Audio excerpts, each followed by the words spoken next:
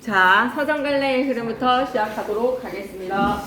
펜 하나 드시고 밑줄 쭉쭉 그으면서 자기가 알고 있는 내용이라 확인하면서 중간 바꾼 사람은 중간 보면서도 확인하시면 되겠네요. 그 쌤이 좀 프린트에 빠진 내용이 기출 풀면서 내가 하나를 찾았거든. 아, 내가 왜 이 문장을 뺐지라는 거에서 엄청 후회했기 때문에 여러분도 너무 표로 정리되어 있는 것만 외우지 마시고 교과서 읽으면서 표도 같이 외워주시기 바랍니다. 아시겠죠? 서정갈래의 흐름에서 정서를 주관적으로 표출을 하는데 한국문학의 서정갈래에 나 혼자만 이거 예민하게 반응하는 것인지 모르겠지만 여러분도 이해해주세요. 쌤은 서정갈래, 하위갈래 외워야 된다고 봅니다. 고대가요, 향가, 한시, 고려가요, 시조, 신체시, 현대시 이런 데에다가 설 이런 거 들어왔을 때 여러분이 설도 뭔가 한 글자에서 이런 갈래 있을 수도 있구나라는 걸로 낚일 수도 있기 때문에 고대가요, 향가, 한시, 고려가요, 시조, 신체시, 현대시가 서정갈래의 하위고 나머지는 아니라는 것을 좀 구분하셨으면 좋겠습니다. 한국문학의 역사에서 서정갈래의 첫 모습은 고대가요에서 찾아볼 수 있기 때문에 이제 고대가요를 딱 집중해서 들어가는데 시대의 흐름을 잘 보실 때 고조선해가가 밑줄, 공무도화가, 고구려 유리왕 밑줄, 항조가 얘네들은 개인 서정시, 공무도화가랑 항조가는 개인 서정시. 그렇지만 고대가요에서 가야국의 건국신화의 배경설화로 수록되어 있는 구지가 밑줄 가야국입니다. 주술적 성격의 집단적 성격의 노래. 이 세 작품은 고대가요에서 한문으로 번역해다가 밑줄 그래서 뭐라고 가르쳐주셨다? 한엽시가라고 가르쳐주셨어. 하지만 고대가요에서 백제 유일한 노래 정읍사는 천년의 역사를 입에서 입으로 전해져 내려오다가 조선시대 때 훈민정 창제 이후에 한글로 기록되어서 전해져 한글로 기록에다가 밑줄. 그래서 쌤은 한문 번역과 한글로 기록을 반드시 구분했으면 좋겠어. 안 나오면 뭐 그만이고. 삼국시대에 한자가 보급이 되면서 한문에 능숙한 상층 귀족들이 한시를 창작을 하는데 한시에다가 밑줄. 이 한시가 조선시대까지 창작이 되었으니 순서대로 나열하라고 할 수도 있을 것 같아. 한시를 쫙 뿌리고 한시를 순서대로 해라고 하면 고구려 을지문덕, 살수대첩의 여수장 우중문시 오타 났습니다. 프린트에 여수장 우중문시 오타 붙여주시고 신라 채치원의 추야우중과 제가야산 독서당 꼭 기억하셔야 됩니다. 어떻게 우리 세호야 목요일날 받았던 프린트 안 갖고 오면 큰일 나는데 갖고 왔을까 기대해 본다. 한시가 높은 수준을 보여준다. 한편 향차는 한자의 음과 뜻을 빌려 우리말을 적기 위해 창안한 차자포기법인데 향찰에다가 동그라미 향가는 무조건 향찰로 기록되어 왔다. 그래서 우리말 노래를 표기한 갈래 향가.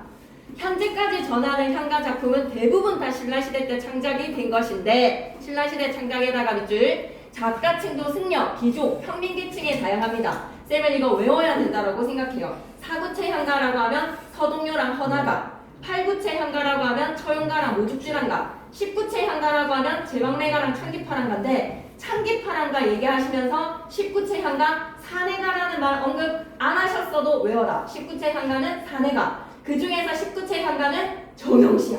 정형시에다가 밑줄 향가는 뭐라고? 정형시야. 형식이 정해져 있어. 그 형식을 창기파랑가 할 때 설명을 했으면 창기파랑가는 시험 범위가 아니라고 향가의 형식은 시험 범위라고 생각이 들어.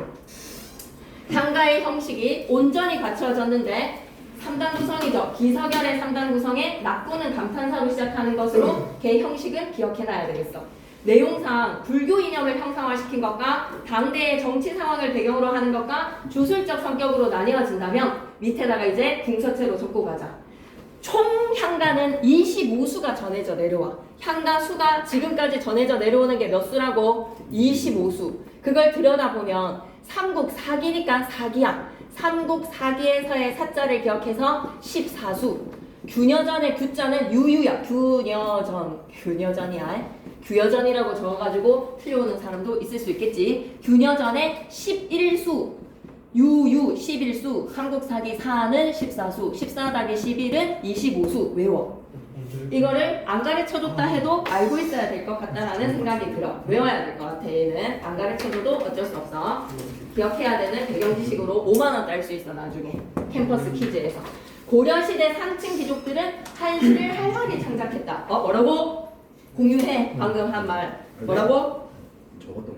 적었던 것 같으면 진짜 나온다니까요. 이거 진짜 필수. 고려가요 시용형 악보 앞장가사 앞각개번 한 번만 더 밀어보고 안 나오면 어쩔 수 없지만 그거 나오면 그냥 맞춰줘야 되는 걸로 이 정도의 암기는 귀를 기울이셔야 되겠습니다. 자 그러면 한시가 을지문덕부터 해서 지금 어디까지 을지문덕 채치원에서 고려시대 때 정지상까지 이어지는가. 근데 나 순서대로 나열하라고 하는 거 너무 괜찮을 것 같아. 한시를 순서대로 나열하라고 하면 고려 전기야. 고려 전기는 정지상의 송인이야. 장난 아닌 내용이지. 무신의 날 이후에는 신흥 사대부들이 새로운 문학 담당층으로 등장을 했어. 신흥 사대부들이 무신의 날 이후니까 고려 중후기라고 생각해 주자고. 이전과는 다른 문학 세계를 펼쳤고 그 중에서도 우리가 기억해야 되는 건 이규보랑 김득기니까 이규보랑 김득기가 정지상 앞에 오면 안 된다라는 거지. 채치원, 을지문덕, 그 다음에 정지상, 이규보, 김득기인데 이규보랑 김득기가 농민시, 애민시, 밑줄. 그래서 이규보의 작품도 되게 유명한 한시 작품들이 많은데 작품 이름이 빠진 거에서는 그냥 이규보랑 김득기는 뭐만 기억하면 되겠다. 농민시, 애민시. 한편 고려 소교 등으로 불리는 고려 가요는 민요의 기원을 두고 있다. 민요 기원에다가 밑줄. 그래서 고려 후기부터 창작이 활발하게 시작하면서 고려 시대 때 활발하게 창작이 된 고려 가요가 고려 후기와 조선 전기의 궁중에 악장이라든지 사대부의 연희 공간에서 구전에다가 밑줄. 야 이거랑 좀 외워봐봐. 균여전 삼국사기 한강 외웠지. 그 다음에 악장가사, 악학, 괴범, 시용, 향, 악보를 좀 외워봐봐. 괴범 이런 것들 맞춤법에서 시용, 향, 악보 이런 것들 한두 글자에서. 그러니 고려가요는 어디에 수록되어서 전해진다? 악장가사, 악학괴범, 시용향 악보에 한글로 수록되어서 전해진다. 한글로 수록에다가 밑줄. 그리고 이게 너무 찝찝해. 고려가요에서 사무곡은 단연체 같은 애가 있어. 사무곡은 단연체야. 하지만 청산별곡과 가시리는 어떻다고? 분연체 혹은 분절체, 후렴구가 삽입되어 있는 차이점에 주목했으면 좋겠어. 내용상으로 임금에 대한 충정과 남녀 간의 애정, 이별의 정한 등 다양한 주제를 다루고 있다. 그러면 여기까지가 이제 고려가요랑 정지상의 송인해서 한시랑 고려가요 이야기한 거야. 지금까지 고려시대는 한시나 고려가요의 이야기를 했어. 이제 고려 후기부터는 뭐가 창작되기 시작했다? 시조가. 조선시대 대표적인 사정관례가 되었고 이게 쌤은 좀 찝찝해. 오늘날에도 꾸준히 향유가 된다는 거에서 현대시조 아직도 창작하고 있습니다. 나 초3 때 현대시조 대회 나갔다. 오늘날에도 꾸준히 향유 시조 대회가 있습니다. 조선 전기랑 후기를 색깔을 좀 나눴으면 좋겠어. 조선 전기에다가 네모박스 치시고 시조는 대체로 사대부들의 이념이었어. 사대부들의 이념에다가 밑줄, 예술적 취향에다가 밑줄. 그래서 강호에 묻혀서 살면서 심성도야의 이치를 읊은 강호시조의 계열이 있고요. 백성에게 유교적 윤리를 심어줬던 훈민시조의 계열이 있고요. 예시를 연결시켜주세요. 강호시조하면 이황의 도산십이고 이익의 고상후곡과 맹사성의 강호사시가 이연보의 어부사 이윤선도의 만흥 하면 틀린다는 거야. 윤선도의 만흥을 우리가 후기로 보내자는 것을 계속 얘기를 하고 있지. 그리고 맹사성의 강호사시가가 후기 작품이라고 여러분을 낚시질할 수도 있으니까 훈민시조라고 하면 정철의 훈민가랑 주세붕의 오륜가 이런 작품들이 대표적인 예시가 됩니다. 그러니까 단답형에서 여러분이 글씨 그거 뭐였지? 라는 생각이 안 들게 그냥 이걸 좀 외우는 거야. 이거 안 나왔는데 이렇게까지 팔 필요 없었는데 그렇게 가성비를 따지지 말고 좀만 해주자는 거지. 여성의 감성을 노래한 황진이, 홍랑, 개랑 하면 기녀시조. 세 명 이름 기억해놓을까? 황진이, 홍랑과 개랑. 오케이. 네, 홍랑요. 조선 후기로 갑니다. 문학 담당층이 확대가 되고 서민의식이 크게 성장을 했어. 문학의 소재나 주제도 한층 다양해졌는데 우와 윤선도의 만흥이 정기 사대부의 미의식을 계승을 했다고. 정기 사대부의 미의식을 계승한 후기 작품이라고. 서민의 일상적인 체험과 욕망을 형성화시키고 지배층의 부조리를 풍자하는 등 조선 후기의 다양한 현실과 문제의식을 담았다라고 하면 뭐를 기억하자? 사설시조. 그래서 이러한 변화 속에서 전문 가객이 등장했는데 제발 이거 하나만 믿고 외워봐봐. 전문 가게에서 안 나오면 그냥 고생했다라는 거고 나중에 크게 쓸 때가 있을 테니까 여자친구한테 똑똑한 척 할 수 있다라는 생각으로. 자, 언제 전문 가객이 등장했다? 조선 후기에 전문 가수가 등장했어. 이 전문 가객이 뭔데요? 라고 하면 진짜 가수야. 가객의 뜬 좀 봐봐봐. 옆에 달려있는 거는 진짜 봤으면 좋겠어. 그래서 단연체 하면 예시를 들어봐봐. 고려가요에서 가사의 단연체 하는 예시를 들어봐봐. 뭐가 있다고? 사무곡 이렇게 튀어나오고, 강호랑 도야에서 가객이라고 하면 시조 따위를 잘 짓는 싱어송라이터야. 창을 잘하는 사람이니까 아이유 같은 사람, 잔나비를 생각하는 거야. 그 사람들이 4명이 있었어. 김천택, 김수자, 박효관, 안민영이야. 이 사람들이 청구연원, 해동가요, 가곡 원류인데, 청구연원이 우리 시험 범위랑 연관이 있어. 청구연원 하면 떠올라야 되는 게 뭐나? 함진이의 어전에이리아가 떠올라야 돼. 그럼 함진이 어전에이리아 작품 수록해놓고 밑에 작품에 청구연원 칸에 비워놓고 기억에 들어갈 수 있는 문헌 이름 적으라고 하면 여러분 뭐 적어야 돼? 청구연원. 혹은 힌트를 줄 수도 있잖아. 김천택, 김수장, 박효관, 안민영 등등 같은 가객들이 지은 시조집으로 지금 위 작품이 수록되어 있는 작품 시조집 이름 적어라 라고 하면 상진이 밑에다 뚫어놓으면 청구연원 괜찮잖아. 근데 해동가요는 시험 범위랑 연관성은 없어. 하지만 해동가요는 외워놓고 가곡 원류가 시험 범위랑 연관성이 있어. 가곡 원류는 뭐지? 물것이야. 일신이 살자 하였더니 물것들이 가곡 원류의 시조집에 수록되어 있어. 그래서 시험 범위랑 연관성이 있기 때문에 청구연원과 가곡 원류는 기억했으면 좋겠어. 그리고 한편 조선시대 주로 향유된 가사가 뭐라고 기억해야 돼? 사음보 연속체야. 여러 갈래에 섞였다라는 거 뭐지? 서정갈래랑 도술갈래의 짬뽕인 것 같지만 그래도 서정갈래의 흐름 속에서 살펴볼 작품들이 많다는 것은 우문의 성격에서 사음보 연속체를 지니고 있으니까. 정극인의 상충곡에다가 밑줄 끄시고 알아야 되는 이유가 최초의 가사니까. 송순의 면왕정가라고 하면 면왕정에서의 사계절의 경치에서 강호가도의 노래인 거야. 고상구곡가, 강호사시사, 이연보의 어부사처럼 강호가도의 노래인 거야. 정철의 송민곡은 뭐라고 말해야 되지? 임금님에 대한 충신여주지사. 미의식과 주제의 측면에서 서정갈래로서의 특징이 잘 잡혔다. 시대의 흐름으로 가시고 아쉬운 거는 조선시대 때 한시까지 딱 해주면 신라, 고구려, 그 다음에 고려, 조선까지 한시의 세트에 딱딱딱씩 시험 문제가 만들어지는데 조선시대 때는 한시가 빠졌어. 그러니까 여러분이 고려까지는 외워달라. 이규보랑 누구였죠? 김유기, 농민시, 애민시. 오케이, 3페이지 가겠습니다. 개화기는 1876년 강호도 조약 이후부터 우리나라 서양 문물의 영향을 받아서 종래의 봉건적 사회질서 타파. 그러니까 나는 개화기부터 해서는 무조건 시대상이 나올 것 같아. 어떤 작품을 주고 그게 1920년대의 작품이야. 그럼 작품에서의 시대상을 진술한 거를 모두 고르시오. 개수 나올 것 같습니다. 개수가 판을 치겠죠. 이민호쌤도 개수 하실지. 개화기는 1876년에 강호도 조약 이후부터 우리나라가 서양 문물의 영향을 받아서 이 말을 꼭 기억했으면 좋겠어. 봉건적인 사회질서 타파, 근대적 사회 개혁 하면 뭐라고? 1900년대의 개화기야. 10년대랑 개화기는 구분해야 돼. 봉건적인 사회질서 타파, 근대적 사회로의 개혁하면 개화기야.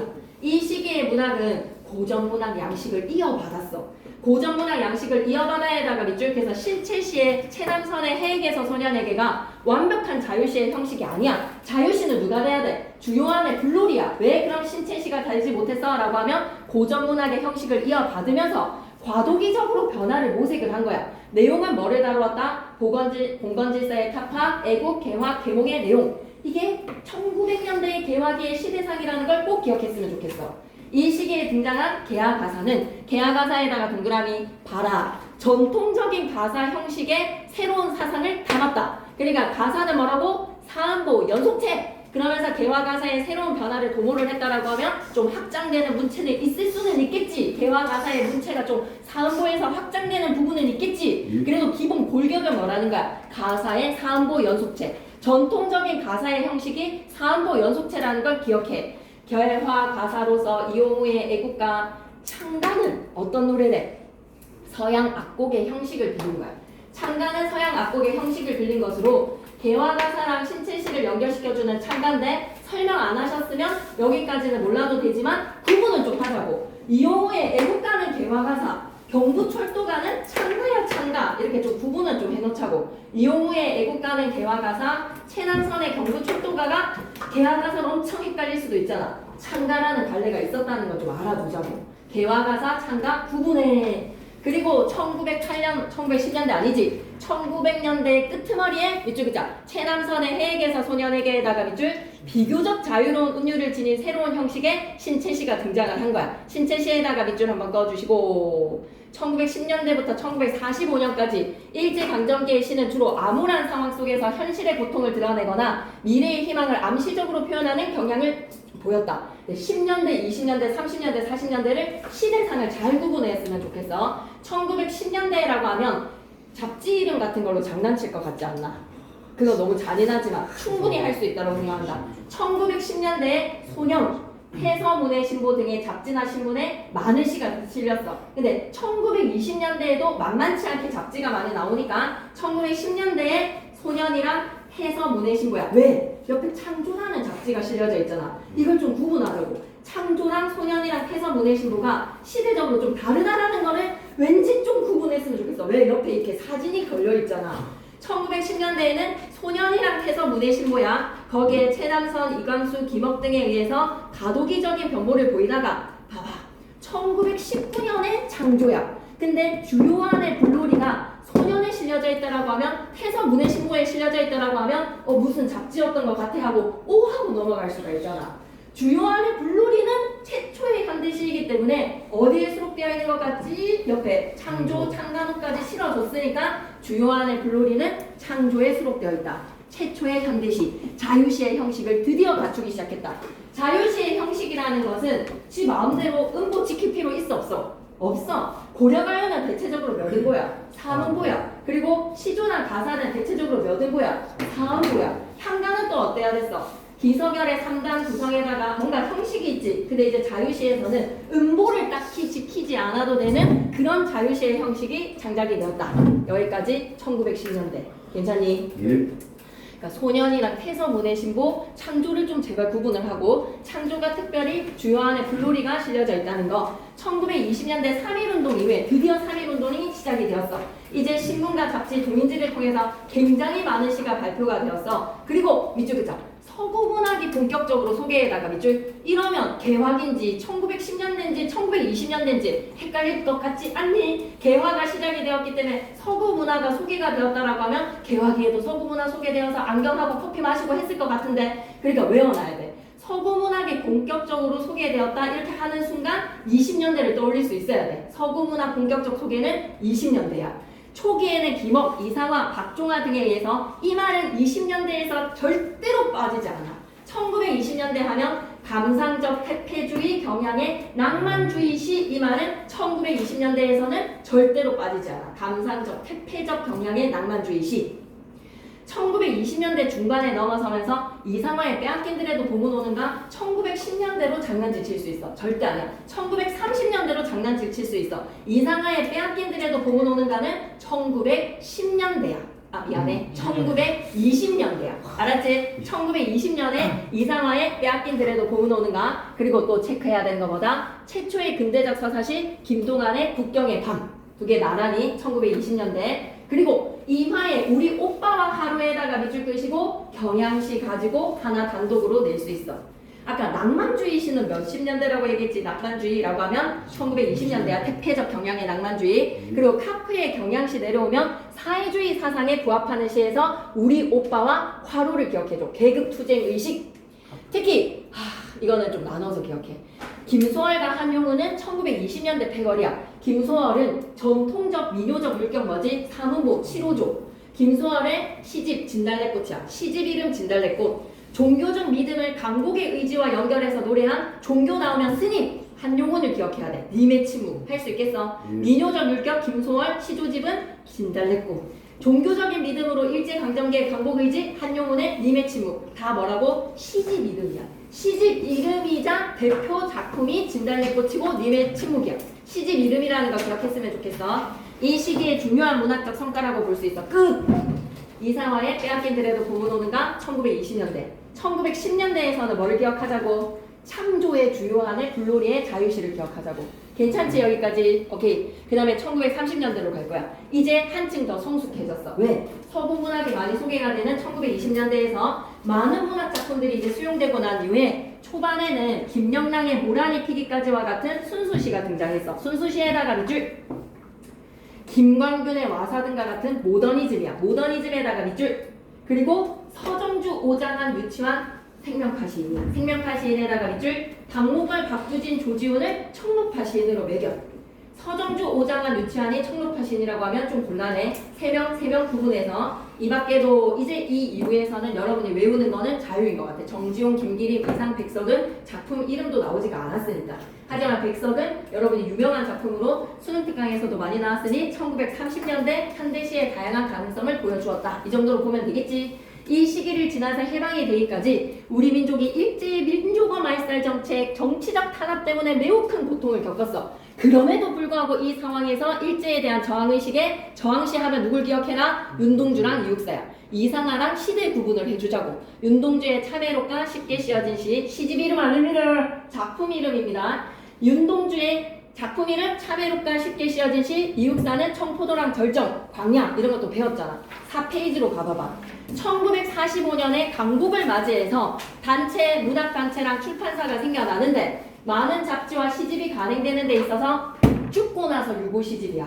1930년대에 이육사랑 윤동주라면 죽고 나서 1945년에 강복 앞두시고 돌아가셨으니 유고 시집에다가 밑줄 이름은 뭐라고? 육사 시집. 윤동주 죽고 난 후에 하늘, 바람과 별가시. 근데 바람과 하늘과 별가시 적는 사람 무조건 있다. 그래서 하늘에서 바람 느끼고 별 바다 보고 시. 두 글자 하나하나. 하늘부터 시작해. 알았지? 하늘, 바람, 별과 시. 알았지? 하늘과 바람과 별과 시. 유고시집 이름은 좀 외워놓자. 뭔가 찝찝하니까. 하늘과 바람과 별과 시. 알았지? 윤동주 씨가 시험 범위에 있었으면 뭐 빈칸 뚫어 나왔을 텐데 외우시길 바랍니다. 그리고 아까 봐봐. 박목월, 박두진, 조지훈 분명히 청록파 시인은 1930년대 활동이었지. 죽고 나서는 아니지만 시집은 1945년에 청록집이 출판이 된 거야. 청록집이 1930년대에 나왔다라고 하면 안 되는 거야. 1945년에 청록집이야. 죽고 나서 1945년에 유고시집이랑 하늘과 바람과 별과 시인 거고. 아 당연히 알죠 라고 생각이 들지만 자, 마지막으로 우리가 같이 한번 맞춰보는 겁니다. 그리고 유치환과 서정주 등의 시집도 이 시기에 나왔다. 주목할 만한 성과다. 1950년대라고 하면 뭐를 기억해놓자. 정신적인 피해를 복구해야지. 전쟁에 대한 이야기. 밑줄 긋자. 조지훈, 유치환의 전쟁시에다가 밑줄 끄시고 박인환의 목마와 숙녀, 전후의 허무감이다. 이거 하나만 체크하면 안 되겠나? 박인환의 목마와 숙녀가 전후의 허무감에다가 밑줄. 무조건 시대별로 나는 짝을 지으라고 할 것 같아. 시대상에 대해서 그리고 그 시대의 예시의 작품들에 대해서 이거는 이제 뭐라고 말할 수 없습니다. 조병아, 박재삼, 김종삼, 김남조 등이 서정시의 매글이었고 끄덕끄덕. 박재삼 하나만 동그라미 쳐놓을까? 서정시 매기은 사람. 박인환, 김수영, 전봉건 모더니즘 운동을 펼쳤다. 모더니즘 운동에다가 밑줄. 박인환, 김수영, 전봉건 모더니즘 운동은 언제라고? 전후. 1950년에 모더니즘 운동이라는 것만 좀 기억해줘. 1950년에 모더니즘 운동. 그래서 이제 1950년대 말에 4.19 혁명이 일어받으면서 1960년대 김수영의 풀에다가 밑줄, 신동엽의 껍데기는 가라에다가 밑줄, 참여시에다가 밑줄. 그러니 얘들아, 참여시, 경향시, 낭만주의시, 특히 카프 문학은 잘 기억하셔야 됩니다. 그래서 오빠와 하루, 우리 오빠와 하루로 적을지 오빠와 하루로 적을지 헷갈릴 수 있으니 우리 오빠라는 거 기억하면서 카프의 경향시 이런 것들 좀 생각을 해놓으라고. 안 나올 수도 있지만 조금만 꼼꼼하게 그냥 볼 때 그냥 우리 오빠와 하루 갑니다. 4페이지에서 그래서 참여시가 주목을 받았다. 꼭 기억했으면 좋겠어. 현실 참여시. 1970년대로 갈게. 하나씩만 이제 기억하면 돼. 이 시기에 현실 참여적인 경향이 크게 대두가 되었으니 여러분은 뭐를 기억할래? 신경림의 농무를 기억해. 신경림의 농무에다가 밑줄 김지아의 오적 타는 목마름으로 민주주의여 라는 작품도 있으니까 지하세계의 민주주의 오적의 김지아 현실 참여시 쓸 것 같은 사람의 이름이잖아. 지하세계 김지아. 그리고 신경림의 농무 이 정도로 외워놓는 거야. 되겠지. 그리고 김춘수, 전봉건, 한동규, 김광규 이제 이런 것들은 좀 외우기가 힘들 거야. 이래도 이런 사람들의 경향시를 발표했다라고 하면 여러분이 1920년대랑 헷갈리면 안 된다고. 1920년대의 경향시랑 헷갈리지 말고 1960년대 현실 참여시에서 1970년대에 내면과 사회를 아우르는 다양한 경향시가 한동규 뭐 이런 사람, 강은교 뭐 이런 사람들이 있다라는 거지. 괜찮니? 예. 오케이. 그 다음에 5.18 민주화 운동이야.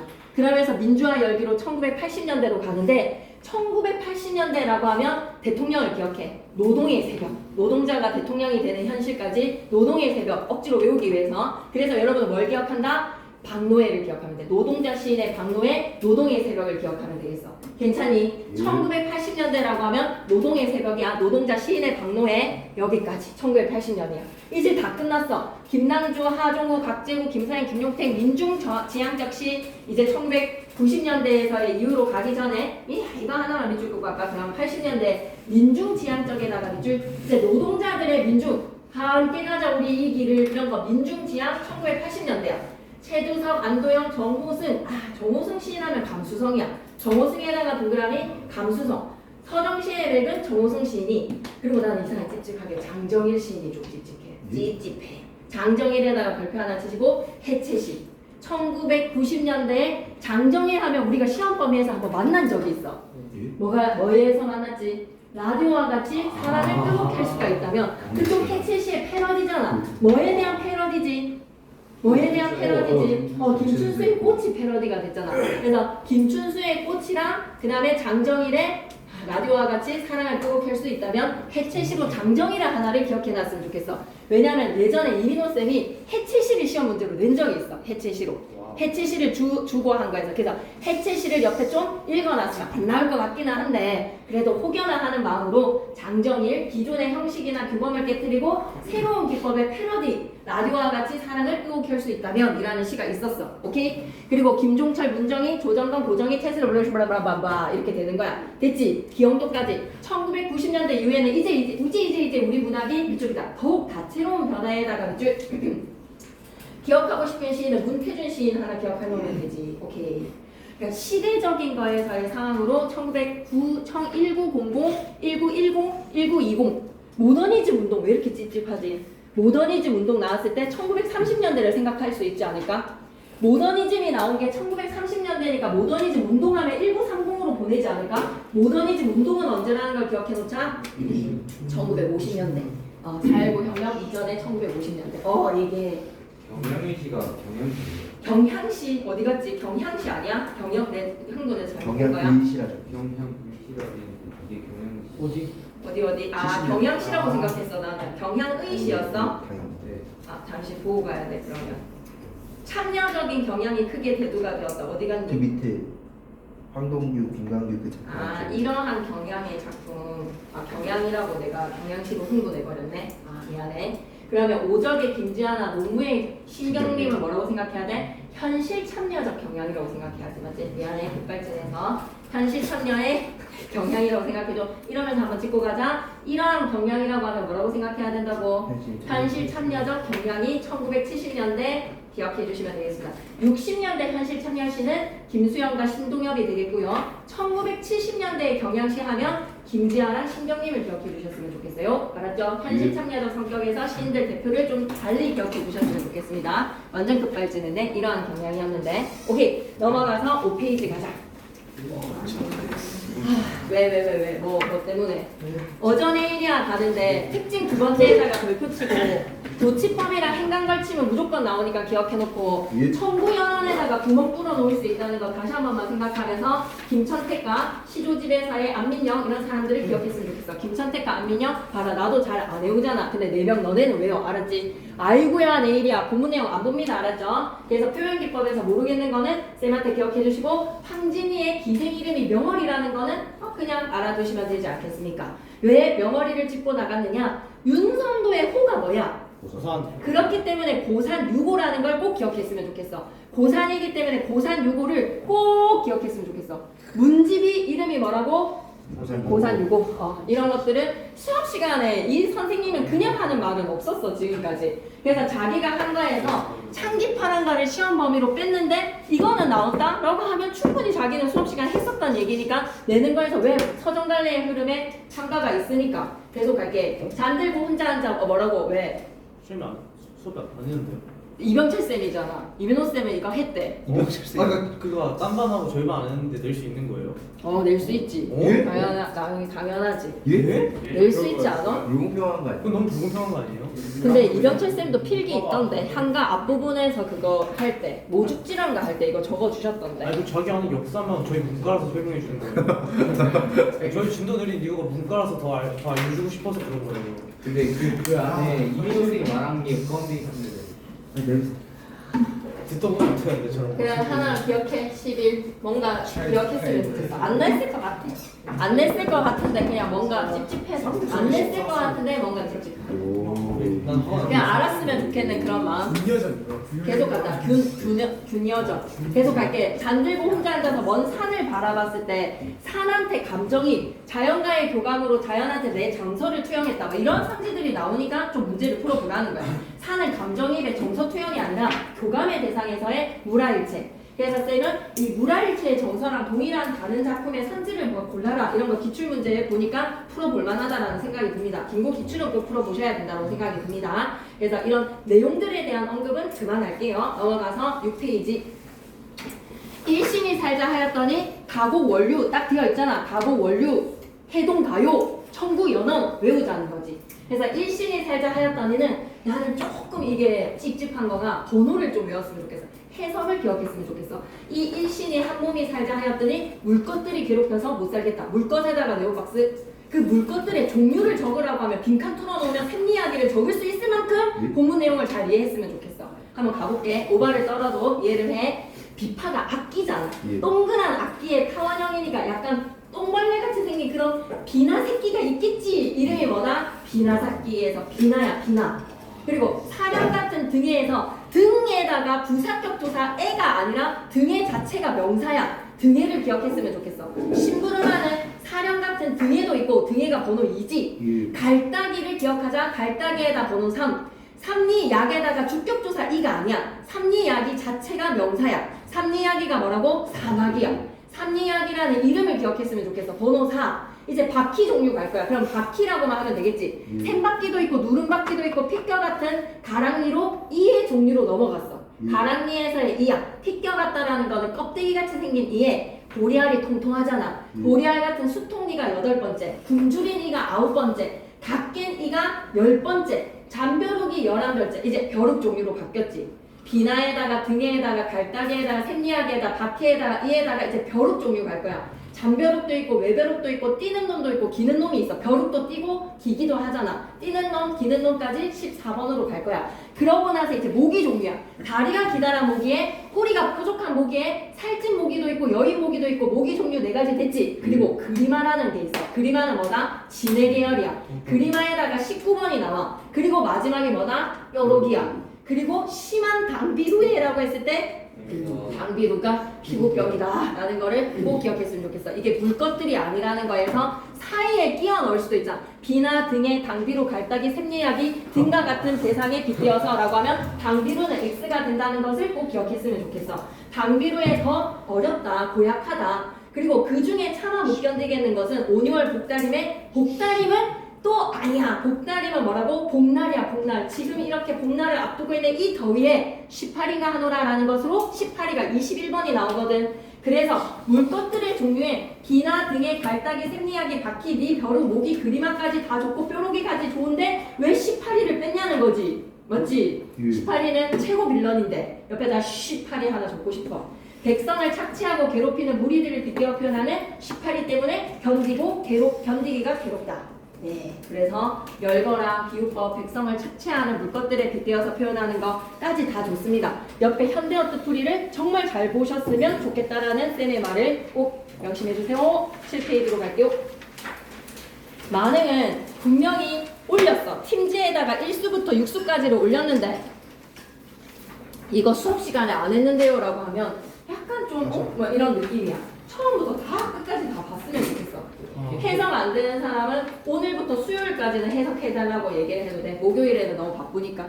알았지? 예. 해석한 거에서 다 할 수 있어야 돼. 산수간 바야를 찌집 진노라 그 뜻을 모르는 남들은 비운다. 수업 시간 했으니까 기억이 안 나는 사람들은 현대어 뜻풀이 보시면서 막힐 때 쌤을 찾아오셔야 됩니다. 아시겠죠? 예. 1수부터 6수까지인데 마지막 6수에 여러분이 명심하셔야 되는 것보다 역군은이셨다 해서 역군은을 기억했으면 좋겠어. 역군은 강산이 좋다는데 내 분수로 누웠느냐. 임금님의 은혜를 이제 더욱 알겠습니다. 아무리 갚고자 하여도 하올 일이 없시라 라고 했을 때 이런 정신, 이런 계열의 정서를 뭐라고 한다? 역군은이라고 합니다. 역군은. 역군은을 기억하셨으면 좋겠고 밑에 핵심 정리도 다 꼼꼼하게 보시고 확인 문제 이거 틀리는 사람은 이거 답이 뭐예요? 라고 하는 사람은 어리석다. 무조건 다 맞출 수 있다. 오케이? 넘어가서 9페이지의 많은 9페이지의 많은도 그냥 꼼꼼하게 읽어줘. 9페이지의 많은을 보면서 잠들고 혼자 앉아서 먼 산을 바라보니 그리던 일이 온달 반가움이 이러하랴 말하지 않고 웃지 않아도라 해서 말하지 않고 웃지 않는 거의 주체는 산이지 내 예. 못내 좋아하노라 라는 것으로 그리던 님보다도 누가 더 좋다고 이제는 산이 더 좋다고. 오케이 넘어가. 뒤에 있는 문제도 한번 봐줘. 알았지? 뒤에 문제도 답이 다 있으니까 11페이지 홍랑의 시조는 왜 들고 왔냐. 황진이의 정서랑 비슷해져. 홍랑, 개랑 황진이의 세 명을 그냥 기억했으면 좋겠어. 내용은 쉽습니다. 멤버들 가려 꺾어서 보내노라 님의 손에 자신은 창밖에 심어두고 보세요. 방비에 세입이 나면 나처럼 여겨주세요. 러브 이야기, 이별의 그리움의 이야기라서 그냥 실어놨습니다. 넘어가서 12페이지 홍랑기랑 황진이의 기생 노래예요.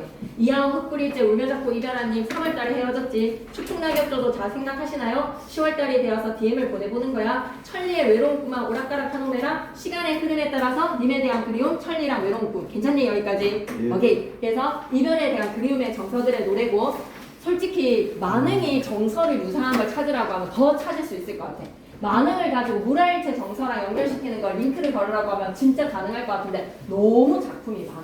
10년을 계획해서 초려상관 지어서 나한칸 단한칸 뭐 이런 거라든지 평조 한입 삐리리 보니까 대군이 절로 존다 이런 거부터 강호가도의 시조들은 너무 많아서 쌤이 갖고 올 수가 없어. 그러니까 만약 그런 게 해석이 잘 안 되면 쌤한테 좀 해석하는 것들을 도움을 청하기를 바랍니다. 기출에 있기 때문에 그런 것들은. 자 13페이지부터 왜 갖고 왔느냐.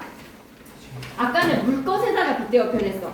이번에는 양반 계층들이 한시에서도 양반들의 탐관오리들의 행포를 디스하는 노래가 있어. 참새야 어디서 오가면서 나느냐. 1년 농사는 아랑곳하지도 않고 늙은 호라리가 홀로 갈고 맺는데 밭에 벼면 기장을 다 없애냐? 탐관오리가 백성을 수탈하는 상황을 빗대매다가 밑줄 끄시고 한시에도 이런 게 있다라는 거를 그냥 보여주고 싶어. 그냥 이 계열들을 갖고 온 이유는 14페이지 때문이야. 14페이지.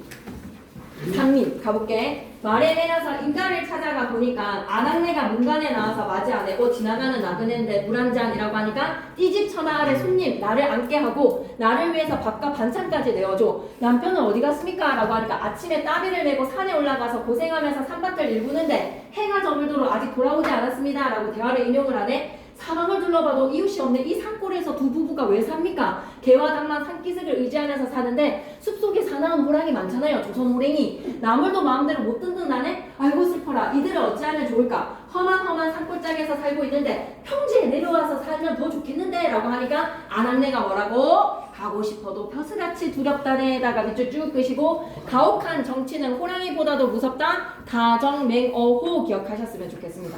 사자성어 적어주셨대. 물것에다가 옆에 사자성어 가정맹어호 적어주셨대. 그지? 그러면 가혹한 정치는 호랑이보다도 무섭다. 가정맹어호가 이런 작품에서 나오는 거야. 왜 산기슭에서 사냐? 이웃도 없는 데에서 호랑이 무서운데 라니까 가혹한 정치는 호랑이보다 더 무서워서 가정맹어호라고 되는 거야. 가정맹어호. 그리고 하나 더 물것들의 행포를 연결시키는 거에 사자성어 뭐라고 얘기해야 돼? 가혹하게 거두어들인다. 가렴주고. 가렴주고 가정맹호. 난 가렴주고가 단답형 답으로 참 괜찮은 것 같다. 가렴주고 가정맹호. 절대 안 나와요. 안 나올 거 안 나. 안 가르쳐줬기 때문에. 저희가 안 배웠기 때문에 이건 나올 수가 없다. 일리 있기는 해. 일리 있기는 해. 가렴주고 가정맹호. 아니 나온다 했으면 이병철 쌤이 이명선 전달 받은 다음에 저희한테 알려줬어요. 그렇지. 맞아. 그렇게 되는 상황이니까. 시험지도 봤을 거야 아마. 시험지도 봐서 자기가 하고 나서 좀 설명을 해주지 않았을까? 자기가 안 된 데에서 나왔으면 좀 부연 설명하지 않았겠어? 그런데 뭐를 알아두자? 가렴주고 가정맹호. 기억했으면 좋겠어. 넘어갈게. 15페이지 농가탄. 이건 이제 그만할 거야. 가족 메모가 나왔으니까 이제 나 미련이 없어. 그리고 16페이지에 고18도 이런 노래가 있다는 거야. 제비 한 마리가 날아와서 지지배배 소리 그치지 않네. 말하는 뜻 분명히 알 수 없지만 집 없는 서러움을 호소하고 있어. 얘야, 누름나무 해나무 묵어서 구멍 많은데 어찌해서 그곳에 깃들지 않니? 제비가 다시 지저귀면서 황새가 와서 쪼고요, 뱀이 와서 뒤져요. 탐관오리의 행복, 가렴주고 가정주거모. 그냥 넣어봤어. 그 다음에 넘어가서 이병철 쌤이 17페이지 262. 그러면 이병철 쌤이 이걸 제발 냈으면 좋겠다라는 마음을 이민호 쌤한테 적극 추천해서 262페이지 본문을 적어주셨단다. 이병철 쌤이 262에 발가벗은 아이를. 예? 그래서 한번 보고 간다. 1분 30초. 근데 너네 반 말고도 문과반은 다 했어. 칠판에다 적어줬어. 그러니 보고 갈 거야. 발가벗은 아이. 아 이것도 얘가 뭐야? 문과라서 안 와, 물것들이라는 거랑 노래의 색깔이 비슷한 게 풍자야, 풍자. 돌려서 비판하는 세태에 대한 풍자야. 발가벗은 아이들이 거미줄 태를 잡고 개천으로 왕래를 하면서 발가숭아, 발가숭아라고 부르고 있어. 이 발가숭아의 명사는 뭐게? 잠자리야. 발가벗은 아이들이 잠자리 태를 들고 발가숭아, 발가숭아 저리 가면 죽고 이리 오면 산다라는 것이 발가숭이가 지금 하는 이 말이 사실이야. 교묘하게 속이는 말이지. 담원이설에다가 밑줄 하나 끌놓을 저리 가면 살고 이리 오면 죽는 거잖아. 거미줄 태에 잡혀서 죽는 것임에도 불구하고 고추장자리들한테 저리 가면 죽고 이리 오면 산다라고 유혹의 감언이설을 내뱉고 있어. 그렇게 부르는 존재가 뭐라고? 발가벗은 발가숭이인 거야. 그럼 발가숭이의 중립법을 사용을 했지. 발가숭이가 발가벗은 아이에 대한 명사도 되고 잠자리도 된다는 거에서 그럼 잠자리가 잠자리한테 이리 오면 살고 저리 가면 죽는다라는 것으로 해석을 했을 때 서로가 속고 속이는 것이 조선 후기의 세태였구나라고 생각해보자.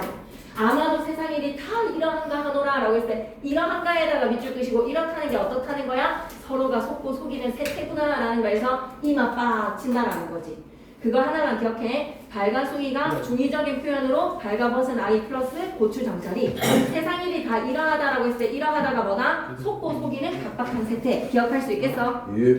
그래서 포인트만 기억해놓자. 포인트에다가 밑줄. 발가숭이를 어린아이와 잠자리라는 중의적 의미로 해석을 한다면 잠자리를 유혹하는 발가벗은 아이라고 해석할 수도 있고 잠자리라고 해석할 수가 있으니 각박한 세태를 풍자했다고. 풍자의 노래의 대표로 262페이지의 작품을 소개했다라고 기억해놓자. 알겠지? 예. 신이 막 칠판에다가 또 다 적어주셨다라고 하니까 이 사설 시도를 그지?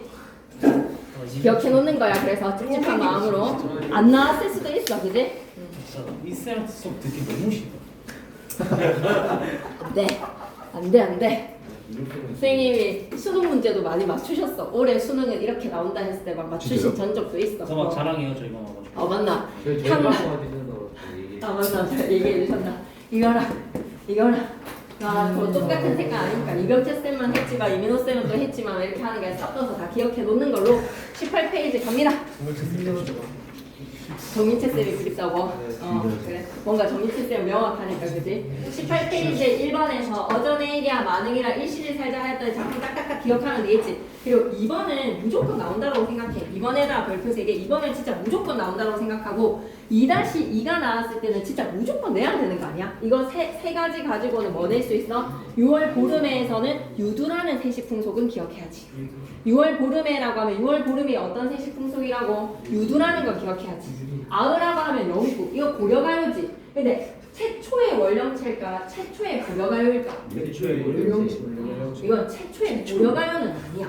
최초의 고려가요에서는 단연체의 산호고 이런 것들 되게 초기 시기에 적혀진 작품들이거든. 그리고 작장 이상의 작품이기 때문에 시기를 정확하게 따질 수는 없어. 그래서 얘는 최초의 고려가요라고 하면 뭔가 최초는 있었던 것 같은데 라는 걸로 생각하시면 안 되는 게 최초의 원령체입니다. 준혁이 왜 그러는데 빨리. 월경체예요.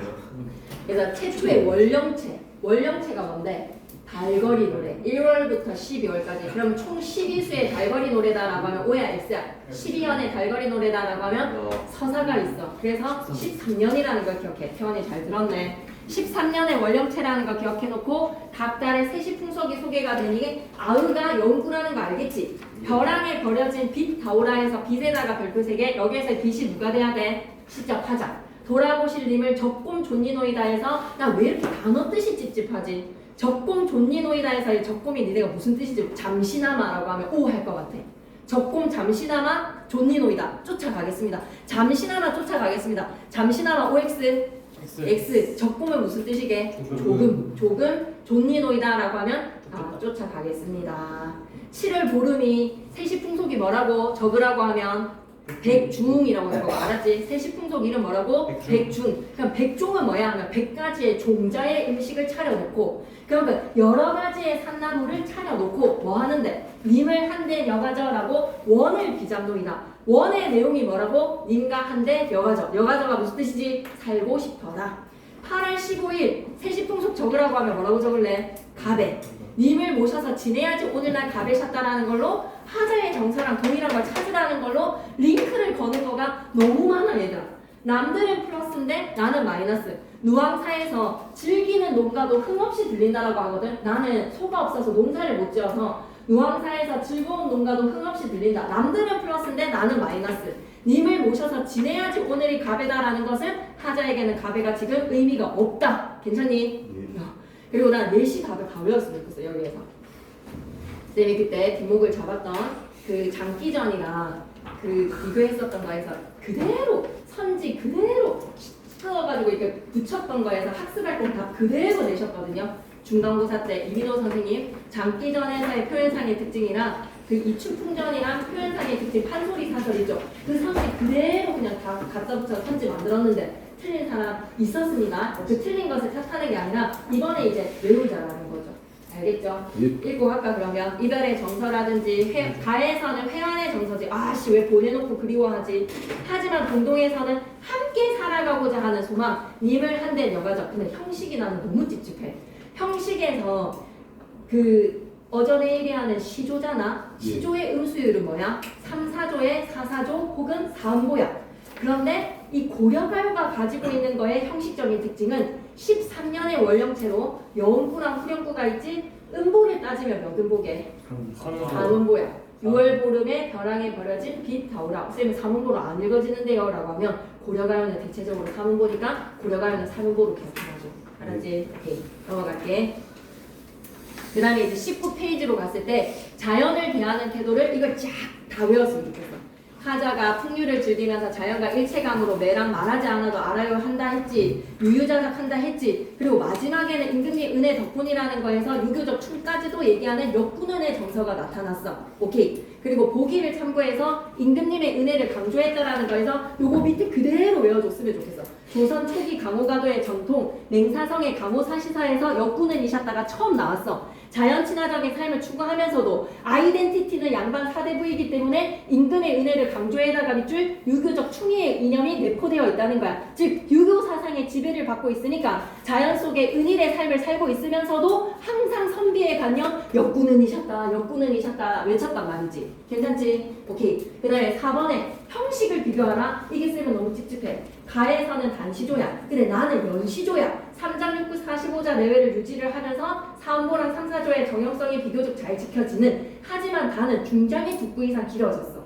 6구가 아닌 2구 이상 길어지는 거야. 중장의 표현상의 특징은 비유랑 열걸로 물것들에 대한 나열이었어. 그래서 그 물것들의 종류를 샘리야기 등등 18위까지 꼭 기억하고 탐관오리들의 수탈이라고 하면 이병철 쌤은 고등학생이라면 당연히 알아야 되는 사자성어다라고 알고 그렇게 생각하신 것도 아닐까? 가령주구, 가정맹어. 계속 넘어갈게. 20페이지. 어전에이리아에서 기녀들, 만흥은 양반층, 일신이 살자 하였더니 평민계층. 학습활동 답은 다 기억해 주시고 21페이지 가자. 왜 발가벗은 아이들을 수업시간에 얘기했는지 알겠지? 시조 3편에서 이정실의 발가벗은 아이들 서로 속고 속이는 세태가 나왔어. 쌤 진짜 너무 읽고 싶지만 읽을 수 없는 슬픈 현실에 대해서 가슴 아파하면서 역군은을 다시 한 번 더 강조할게. 알았지? 삼수랑 사수는 자연을 덧하는 거, 소부 허유의 고사 이야기 이런 것들 이제 그만 얘기할게. 역군은 오케이. 22페이지 간다. 쌤, 그냥 진짜 저희가 읽을 수 있는데요 라는 마음 안 들잖아, 그지? 그냥 딱 오늘 하면서 이러이러한 포인트를 다시 한번 짚어보는 거야. 정신력으로 서사관에는 등장인물들이 겪는 사건을 서술자가 전달하는 거야. 서술자에다가 밑줄. 서사관에는 반드시 서술자가 있어야 돼. 한국 문학에서 사실은 쌤은 서정갈래의 하위에서 여러분이 낚이지는 않을 것 같아. 왜? 현대시, 신체시, 자유시에서 시시시 거리잖아. 향가라든지 고려가요를 1학년 때부터 계속 들어왔기 때문에 여러분이 안 헷갈릴 것 같은데 쌤은 설화, 고전소설, 신소설, 현대소설 여기에 설이 들어와 있으면 여러분이 소설이니까 설하고 넘어갈 것 같아. 설은 교술갈래야. 그래서 서사갈래의 흐름의 하위갈래를 쌤은 좀 기억했으면 좋겠어. 설화, 고전소설, 신소설, 현대소설 즉 쌤이 하고 싶은 얘기는 교술의 설이 여기에 들어오면 안 된다는 거야. 오케이? 서사갈래의 초기 모습은 단군신화 밑줄, 건국신화에다가 밑줄, 고구려 신라 백제의 건국신화에 기반을 두고 있어. 조신의 꿈이랑 바보온달, 면호랑 세우령, 도미처 이런 등의 설화에서 찾아볼 수가 있어. 설화에다가 동그라미 치시고 그럼 제일 초기 모습이 설화야. 그러면 설화 중에 제일 나이 많은 애들이 얘네들이겠네. 신화 중에서는 단군신화랑 고구려 건국신화의 주홍신화라든지 백제의 이런 신화들에 대한 이야기에 조신의 꿈, 바보온달, 연호랑 세우녀 그리고 도미처가 설화에선 제일 나이가 많은 애들이잖아. 순서대로 나열하라고 하는 노이로제가 좀 발동이 되었어. 아까 한시의 순서대로는 그냥 여러분이 할 것 같은데 이런 3분 문학의 순서대로에서의 설화의 시작은 조신의 꿈, 연호랑 세우냥 그 다음에 도미처야. 단군신화, 건국신화. 오케이? 그 다음에 이 작품들이 다 삼국사기랑 삼국유사의 문헌에 수록되어 있어.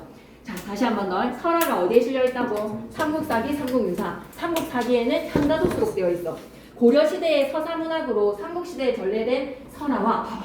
설화가 아직까지 끝나지가 않았어. 이 서사갈래의 초기였던 이 설화가 삼국시대의 설화가 고려시대 때도 설화야. 이인노의 타한집, 최자의 보안집, 이재현의 여공패설 등에 수록된 폐간문학은 대표적. 폐간문학에다가 네모박스. 폐간문학에 대한 정의를 기억했으면 좋겠어. 폐간문학이 뭐지? 민간에서 수집한 이야기에 창의성과 윤색을 더한 산문문학이야. 민간에서 수집한 이야기에 창의성과 윤색.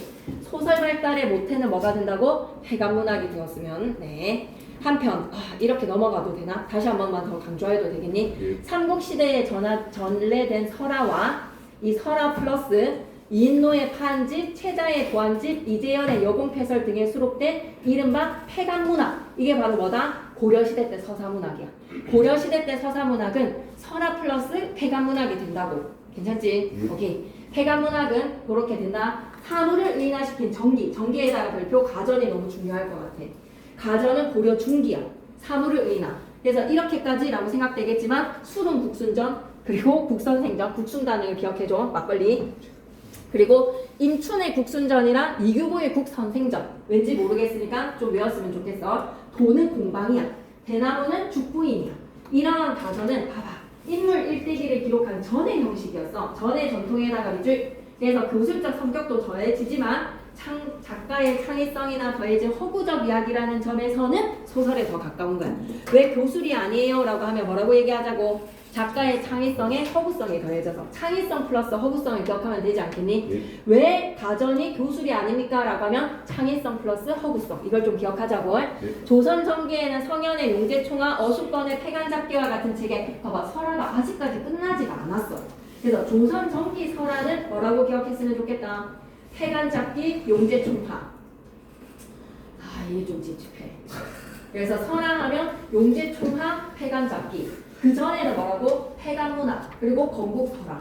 건국신화에서 단군신화랑 건국신화에서의 삼국시대의 설화에다가 그 다음에 폐간문학 그 다음에 설화의 조선전기 용제총화 어숙건의 폐간잡기. 괜찮아? 여기까지? 예. 그 다음에 소설집 이름도 기억했으면 좋겠어. 왜 얘기해? 네, 그 폐간문학도 설화예요. 약간 설화의 성격이야. 왜냐면 길거리에서의 이야기잖아.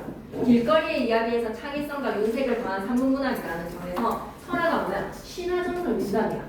민담이 옛 이야기잖아. 그치? 호랑이 담배 피던 시절에서의 옛 이야기이기 때문에 설화에 거기에 플러스 폐간문학. 폐간문학이 뭐예요? 라고 하면 민간의 이야기에서 창의성과 윤색으로 뭔가 좀 다듬었다 이렇게 생각하라고.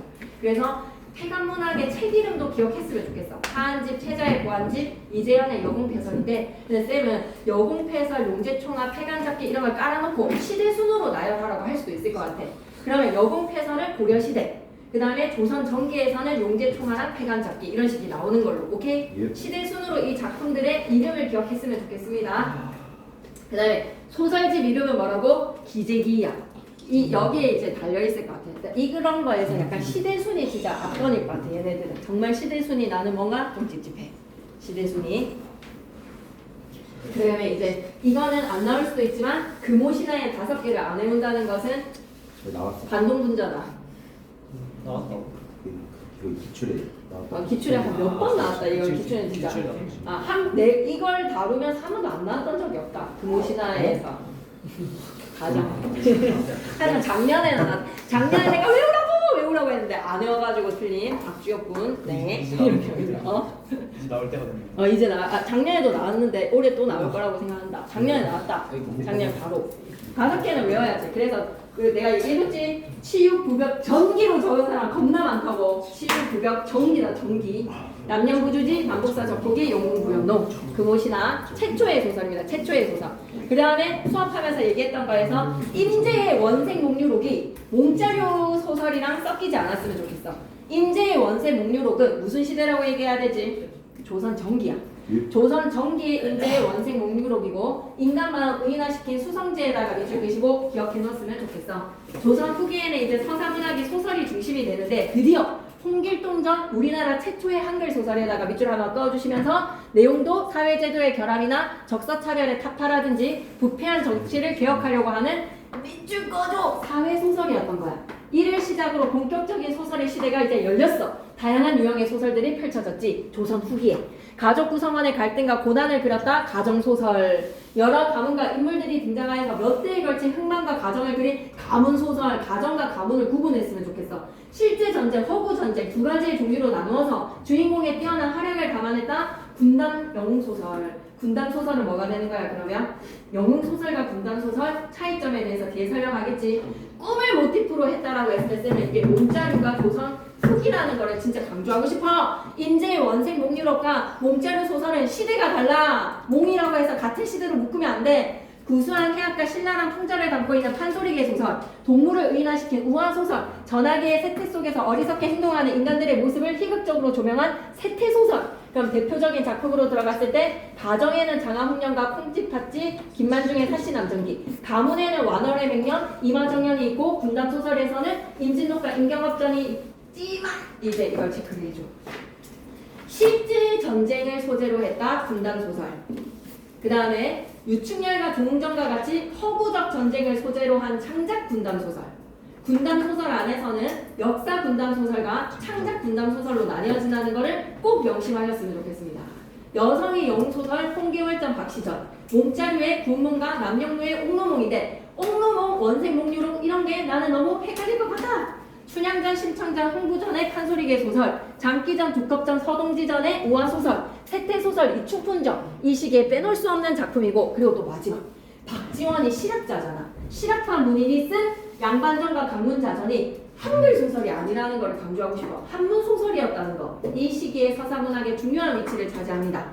조선 후기에 일어난 소설이 유행한 것을 이거 2번 정도 서술형으로 나왔습니다. 왜 조선 후기에 소설이 유행했습니까? 라고 하면 문학 담당층 확대, 방각복 세책가 등의 출판 및 유통구조 발달 이 2가지의 요인으로 인해서 이게 마지막이죠. 설아 아까 이름 뭐였어? 용제총화, 패건잡기 이거 좀 외워야 될 것 같지 않나? 조선 전기에는 용제총화랑 패건잡기였는데 조선 후기에 청구 야당 설화를 채록한 한문으로 기록한 야단집이 편찬이 된 거야. 그러니까 이게 순서를 바로 잡아보면 설화에다가 패가문학에서 용제총화, 패간잡기 그리고 청구 야단이 되는 거야. 청구 야단. 청구 연원이랑 좀 다르네요, 그죠? 예. 청구 연원이랑 좀 헷갈리더라고요. 객관식 풀 때 예. 청구 야단입니다. 예. 그리고 방각본이랑 색책가가 뭘까? 책방이라고 생각하면 돼. 책방. 조선 후기에 민간의 출판업자가 출판한 책을 주로 목판으로 만든 방각본이라는 목판이 나왔고 그리고 색책가라는 책방이 나와서 뭐가 되었다고? 소설이 유행할 수 있는 요인이 되었다는 것을 기억해 줬으면 좋겠습니다. 괜찮나요? 예. 네. 그래서 여러분이 너무 힘들겠지만 24페이지 개화기의 1900년대로 가면 이제 빨리빨리 할게. 다 간다. 개화, 개몽, 자조동님. 그래서 밑줄 끄고 갈게. 최초의 신소설 혈의누에다가 밑줄. 설화의 시기 배열 너무 중요할 것 같아. 그 다음에 1910년대에서 이제 시대상을 그거에서 알잖아. 서점관련에서 알고 있으니까 우리나라 최초의 현대소설에다가 밑줄 이강수의 무종. 그러면서 1920년대에 많은 소설들이 발표가 되었습니다. 리얼리즘인데 1920년대의 리얼리즘과 1930년대의 리얼리즘을 잘 구분하셨으면 좋겠어요. 염상섭의 만세전에다가 밑줄 1920년대입니다. 운수 좋은 날에다가 밑줄 그리고 김동인의 감자에다가 밑줄 이 세 작품을 기억하셔야 돼요. 리얼리즘에서의 그리고 1920년대 카페에다가 별표 3개 치시고 카프로 가봐봐. 이거 약자 물어보는 거 너무 좀 노라인가? 아니요. 충분히 가능할 것 같은데. 예. 코리아 발음해봐봐. 프로레타리아 페데라티오야? 페데라티오? 이거 예술가 동맹입니까? 이거는 뭐야? 앞에 거는 아티스타야. 아, 외웠으면 좋겠어. 조선 프로레타리아 예술가 동맹. 카프 약자 기억해 주셨으면 좋겠습니다. 꼭 기억했으면 좋겠습니다. 카프 조선 프로레타리아 예술가 동맹 꼭 기억하시고 이기영까지 신경향파 작가가 중심이 되어서 조직한 문학단체 프로레타리아를 꼭 적어야 되는데 쌤도 방금 인터넷에 네이버에 검색할 때 프랄레타리아, 프로레타리아, 프로로 적으시면 안 됩니다. 프롤레타리아 문학인의 전위적 단체로 정치성이 짙은 문학운동 조직적으로 전개를 하다가 1935년에 해체가 되었습니다. 조선 프로레타리아 예술가 동맹 꼭 외워주셨으면 좋겠습니다. 그 다음에 1930년대로 가서 농촌의 사회 봐봐. 똑같은 리얼리즘의 사실인데 작품의 종류를 20년대랑 30년대로 나눠야 돼.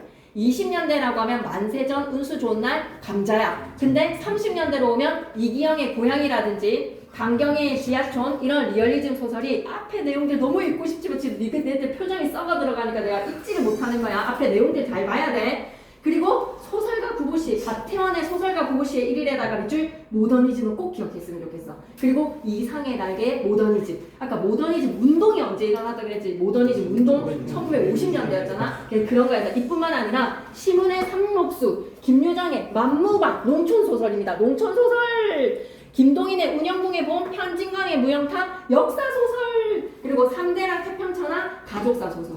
오케이. 네. 이건 쌤이 몇 년째 그 중3들도 이게 단원이 있었던 시절이 있었거든요. 국정교과서를 쓰던 시절.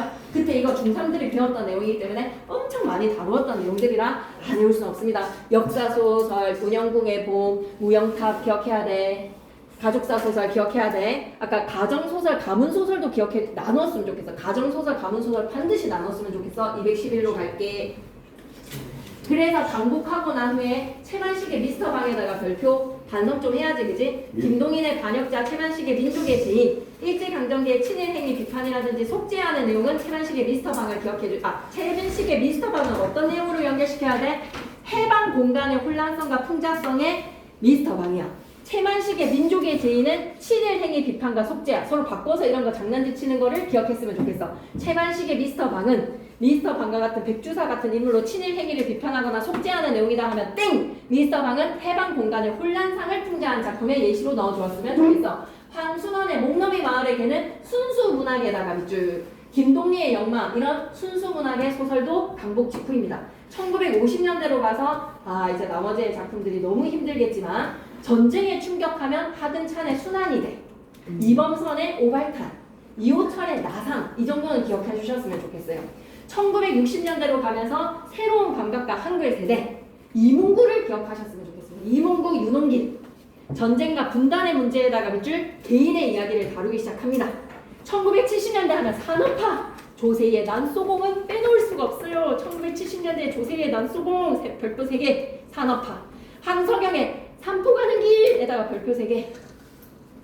1980년대 다양한 주제에다가 밑줄 박경리의 토지, 최병희의 혼불, 조정래의 태백산맥. 이거는 재조명의 역사 꼭 기억하셔야 됩니다. 토지, 혼불, 태백산맥. 양기자의 원미동 사람들 1988 같은 색깔이라고 얘기했잖아, 그제? 됐어, 이제 끝이야. 그 다음에서는 이제 끄덕끄덕 해도 될 것 같아. 소설의 폭과 깊이를 더했다. 제도적 민주주의가 정착됐다. 경제 구조의 고도화가 진행돼 1990년대에다가 동그라미 1990년대 커다란 변화를 겪었고 이제 개인의 이야기를 다루기 시작하면서 대중문화의 발달로 1990년대 드디어 우리나라의 한강에다가 동그라미, 김영하에다가 동그라미 하나 기억해 놓으면 좋을 것 같다. 오케이. 그 다음에 넘어가서 다시 남정기는 한글 소설이라는 걸 기억했으면 좋겠어. 가정소설이야, 가문소설이야? 가정소설이야. 그래서 꼭 인간이라는 것도 기억하면서 건성징악과 한글 소설이고 어제 유한이가 와가지고 쌤한테 질문하는 거예요. 유한이 논리에 약간 말려 들어가더라고. 유한이가 내용일치 문제에서 이건 이런 거니까 지금 이런 의도에서 이런 거 의심한다라고 생각할 수도 있는 거 아니에요? 여기까지만 보면 이 선지는 맞는데 여기까지 보면 이거는 틀린 말 아니에요? 하니까 약간 그 논리에 말려 들어갈 것 같지만 표면적으로 봤을 때는 안 되는 그런 얘기가 있어. 그러니까 니네가 약간 그 선지에서 그런 거가 말려. 무조건 기출해서 말리는 문제들이 있으니까 꼭 사시남정기랑 들어가야 돼. 알았지? 그래서 그렇게 말리는 문제로 일부러 꼬아서 한번 생각해 보세요. 기출 풀 때 사실함정기 이런 것들의 내용일치 문제들이 일부러 꼬아지게 여러분이 생각해서 태클을 걸어서 쌤한테 납득이 되는지 한번 쌤 설명을 들어보는 것으로 꼭 해보시고 30페이지로 갑니다. 1번에 1에 사시, 교시, 유할림, 인물 성격 무조건 나오지. 무조건이다 진짜. 인물에 대한 거 무조건 나와서 그게 어디에 대응망덕한지 어디에 교활하고 간악하고 주도 면밀하고 어디에 용의 주도한지도 시험에 나올 것 같고 사시가 어떤 장면 유한립 내용일치에서 쪼잔한 문제 유충열전에 쪼잔했던 거 기억나죠? 근데 쌤은 참 이민호 선생님이 정말 문제를 잘 만드신다라는 거를 늘 인상을 받는단 말이야. 그러니까 교묘하게 말을 바꿔가지고 본문만 한번 쳐다보기만 하면 진짜 당연히 하고 풀리는 건데 본문을 안 쳐다보고 선지 안에 갇히면 여러분이 정말 헷갈릴 수 있는 게 이민호 쌤 문제고 고전 소설에서의 어휘를 잘 기억해야 되는데 어휘를 잘 안 기억해서 또 낚이는 문제들이 많지 않나요? 그래서 어휘를 좀 잘 보셨으면 좋겠습니다. 30에서 2의 서술자 개입 부분 꼭 기억해야 돼. 왜 이렇게 인물에 대한 평가를 내리고 정황을 해설을 해주지? 라는 거에서 처첩 제도의 문제를 부각시키려고 하는 것이야. 이번에 사회문화적 사원도 다 외웠으면 좋겠어. 이 부분에서 일부 다처제, 일부 일처제 법제화된 오늘에 허용되고 있지 않다. 이런 거 다 보고 31페이지에 3번이 진짜 나올 것 같아. 31페이지에 3번에다 별표 3개. 와 진짜 나올 것 같아. 이거 왜 창작했어? 라고 하면 김만중의 서포만필의 멘트나 김춘택의 북헌집을 통해서 가에서 역사서와 달리 소설이 독자한테 즐거움과 감동을 주는 통속소설로서 이 키워드가 난 너무 좋아. 세교. 세교라는 키워드가 너무 마음에 들어.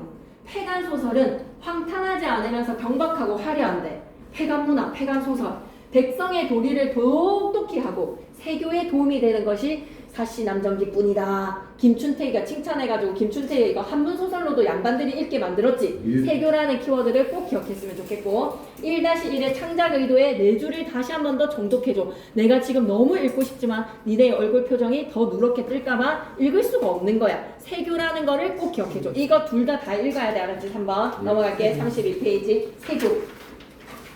여기 옆에 기퉁이에도 세교. 그 다음에 넘어가서 이거 진짜 너무 하고 싶지만 풍간소설 숙종 인형왕후 장희빈 이거 그대로 외워야 돼. 알았지? 그 다음에 영화에서 뭐 이거 식사를 합시다부터는 이제 시리해지기 시작해. 33페이지로 갈게. 이거 좀 기억해줘. 한글 소설 이거 쭉 다 읽고 김춘태기가 양반 독자들을 위해서 이 작품을 한문으로 번역을 했다. 그것도 좀 기억해줘. 그래서 아까 김춘택의 말이 전해져 내려오는 게 북헌집이야. 나 여기에 너무 집착하고 있는 거가 이 출처에 너무 집착이 되는 거는 좀 시켜줘. 알았지? 김춘택의 북헌집 쌤도 좀 너무하다고 생각이 들지만 북헌집에서 이게 안 나올 것 같긴 한데 그냥 이만큼 쌤은 교과서 기퉁이 그냥 쌤이 정말 노이로제에서 맨날 늘 이런데 기퉁이에서 많이 뒤었다 이 쌤한테. 그 큰 따옴표 있는 멘트 가지고 그때 한번 냈었다. 이 큰 따옴표에 빈칸 쪼가놨었다. 그래서 내가 그 문학에 대한 정의의 그 큰 따옴표 말에 막 그렇게 했었잖아. 그 다 뒤인 거가 다 있어서 그랬던 것이다. 오케이? 이해해라. 김춘택이다. 김춘택이가 한문으로 번역해서 남녀 계층에게 모두 애호를 받으면서 유통시켰던 이유가 뭐라고? 세교. 넘어갈게. 인형왕후 폐위 사건 뭐 이런 거 다 연결시켜서 그리고 봉산탈춤은 진짜 이거 다 외워줘. 이 옆에 있는 거 외우고 보니까 수업을 잘 안 하셨더라고. 말뚝이의 인간상을 나타내는 사자성어 안 가르쳐 주셨지만 그건 당연히 알아야 되는 거야. 면종국배형 인간이잖아. 말뚝이는 앞에서 동처럼 뒤에서는 해해. 이걸 모른다라는 거는 그냥 고등학생의 필수 한자성어다라고 생각하고 수업시간 안 해도 기억해놔. 말뚝이는 면종복배형 인간이야. 구밀복검형 인간이야. 입에는 뿔을 바르고 배에는 칼을 감춰놨지. 그리고 말뚝이는 어떤 인간이야? 겉과 속이 다른 인물이야. 표리부동하는 인물이야.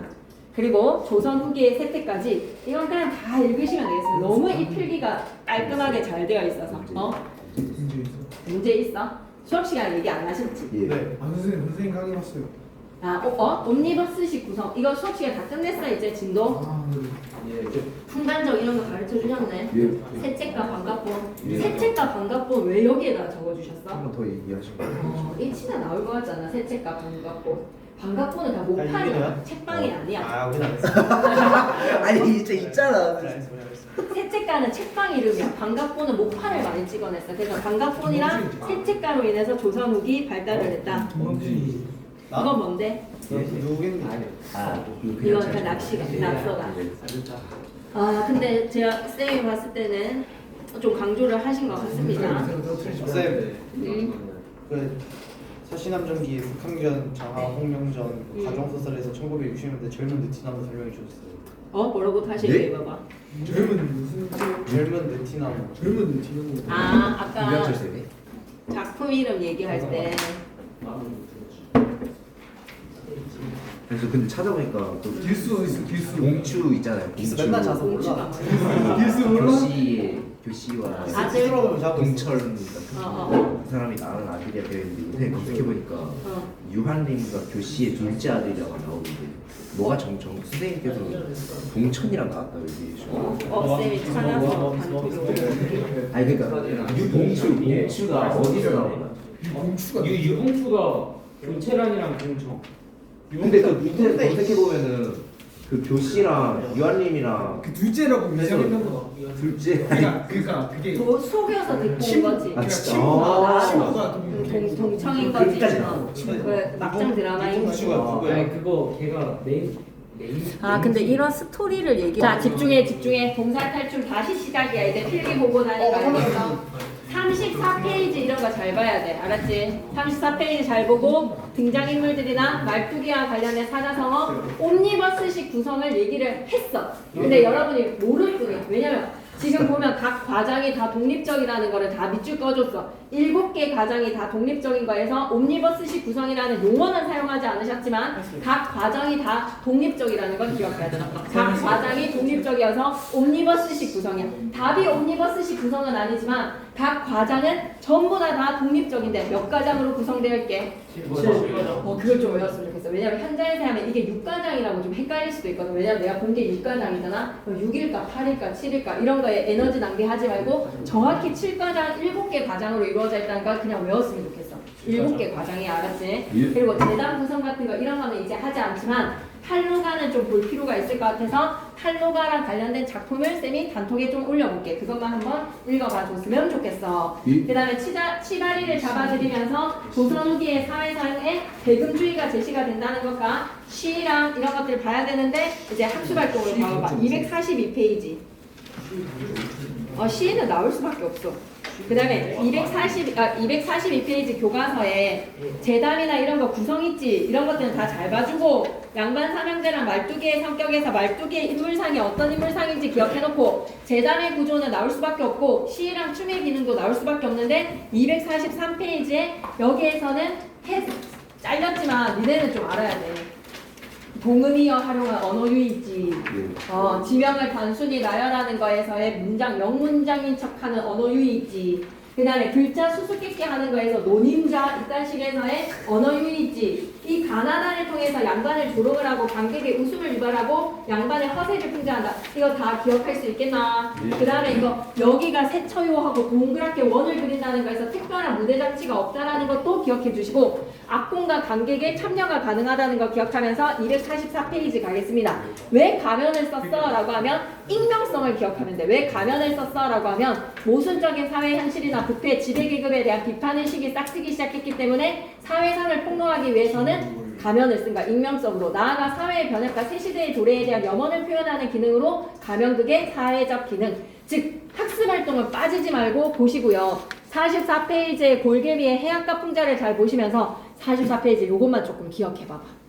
그래서 1과장의 사상자춤부터 해서 7과장까지 다 독립된 구성이지. 거기에 말뚝이뿐만 아니라 노장, 소무, 미알이라는 인물도 등장을 해. 각각의 역할을 수행하면서 다 조선 후기의 사회상을 보여주는 인물들이야. 본문의 6과장은 양반과 말뚝이 춤, 말뚝이가 양반을 희롱하는 내용들이었는데 겉으로 위험을 부리면 말뚝이가 조롱을 하고 그걸 호통을 치면 변명을 해서 안심을 시키는 구조가 계속 이어졌어. 생원, 서방, 도령은 양반의 채통과는 거리가 먼 사람들이고 무식함이 파자놀이를 한다든지 시조짓기를 한다든지 글자짓기를 함으로써 자기네들이 스스로 폭로를 시킨 거야. 무식함이 폭로. 됐지? 표현면에서 서민들의 비속한 일상어를 바탕으로 한 익살과 가장된 표현, 언어 유희가 어디에 쓰였는지 기억해야 돼. 노세원님, 계잘량이 양자에 계다리 소관 반자, 골개비라든지 어리석고 부패한 양반층이라고 하면 조선 후기 사회상을 꼭 기억해야 돼. 알았지? 예. 이처럼 다 왔어. 봉산탈춤은 파괴승의 양반과 파괴승에 대한 풍자인데 파괴승에 대한 이야기가 육가장에는 있다 없다?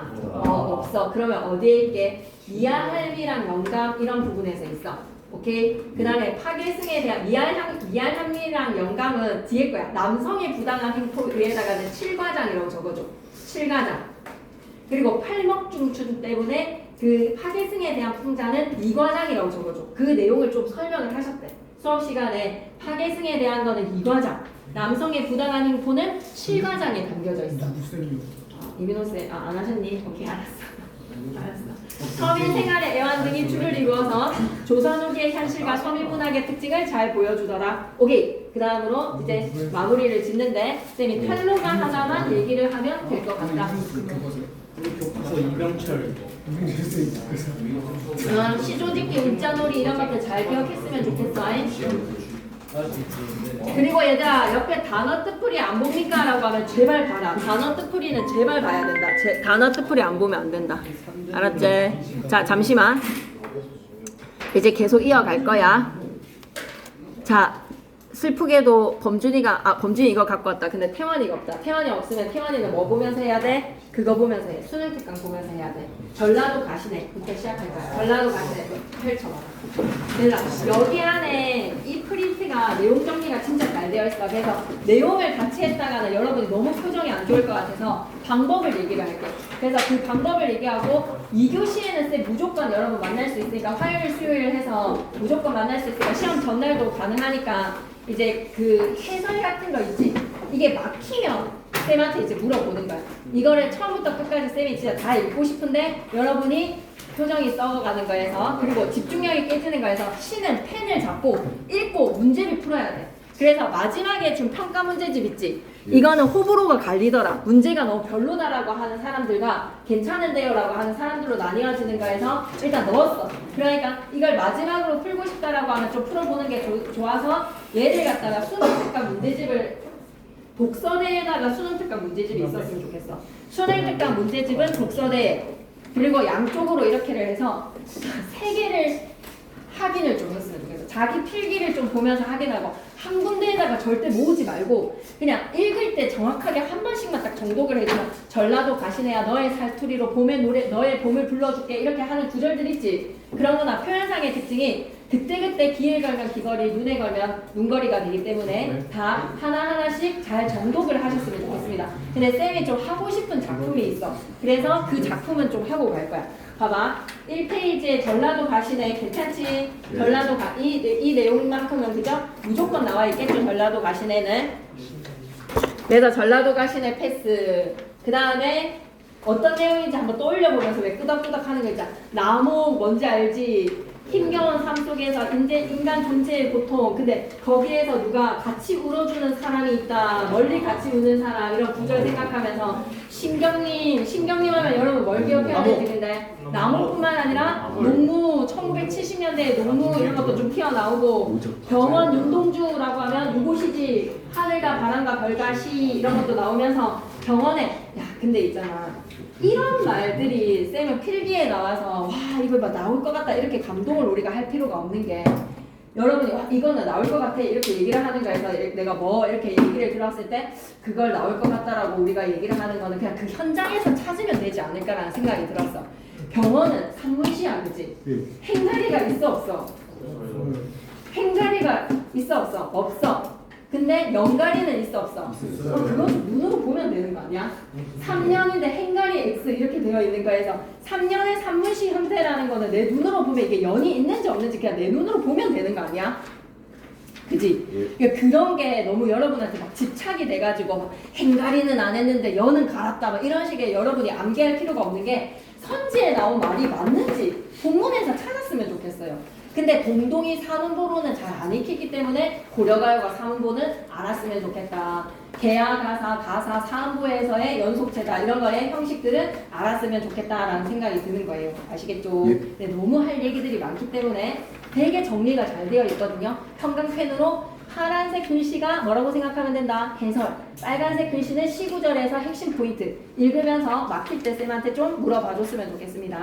그리고 벽. 점칭적이지. 점점 할배를 쪼아 들어오는 이 현대인들의 이기심, 남에 대한 무관심. 그래서 이런 것들이 이제 좀 여러분이 필기랑 같이 잘 보셨으면 좋겠다라는 생각이 들고, 그 다음에 이제 김현승의 눈물 때문에 왔어. 미안해. 김현승의 눈물에서 정지용과 뭐를 언급하셨기 때문에, 김광균의 은수저를 언급을 하셨기 때문에 안 할 수가 없어. 얘들아. 그리고 얘들아, 예. 오직 이뿐이라고 했을 때 하자의 슬픔 극복 의지가 단원적 어조로 드러났다. OX. 나의 전체는 오직 이뿐. 나의 가장 나중에 지니는 것도 오직 이뿐이라고 했을 때 단정적인 단원의 어조로서 화자가 슬픔을 극복하려고 하는 의지를 드러내고 있다라고 하면 이게 좀 X 같아? 사야 좀 O 같거든. 근데 그런 거가 이번 시험에도 무조건 너의 현장에서 와 이거 O일까 X일까 하는 게 나올 수밖에 없을 것 같아. 근데 쌤은 오직 이거밖에 없어 라는 이 눈물로써 이 눈물의 의미를 생각하면서 이 자식을 잃은 슬픔을 극복하고 싶은 아버지의 의지가 느껴지거든. 단언적 오직 이거밖에 없어 라고 얘기하는 게. 근데 여기에 극복 의지가 어디 있어요? 그냥 눈물의 의미만 부여하고 말지. 그러면 여러분의 생각에 그럼 여러분 생각대로 또 말리는 거에서 어쩔 수가 없어. 문학은 주관적인 거에 그거니까. 그래서 여러분 짜증난다라는 거에 대한 생각이 들 때 이제 이런 것들을 좀 작품을 읽으면서 한번 그 현장에서 맡겨볼 수밖에 없는 것 같아. 봐봐. 그래서 쌤은 밑줄을 좀 끊고 가고 싶어. 오직 이뿐에서 여러분이 이 눈물이라는 시에서 의지가 안 느껴진다라고 하면 이거는 하나 밑줄을 끊고 가겠습니다. 어디에 나와 있냐면요.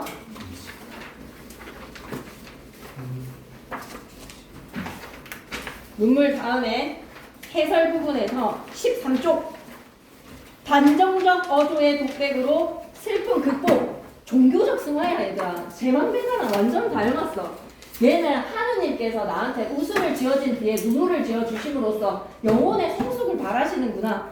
그래, 단정적 어조를 독백의 슬픔에 오직 이뿐이라는 단언적 표현은 하자가 눈물의 가치와 의미를 생각함으로써 슬픔을 극복하겠다라는 의지다. 이 시가 어떻게 의지적이에요? 라고 한다면 슬픔을 종교적으로 승화시키려고 하는 의지가 있잖아.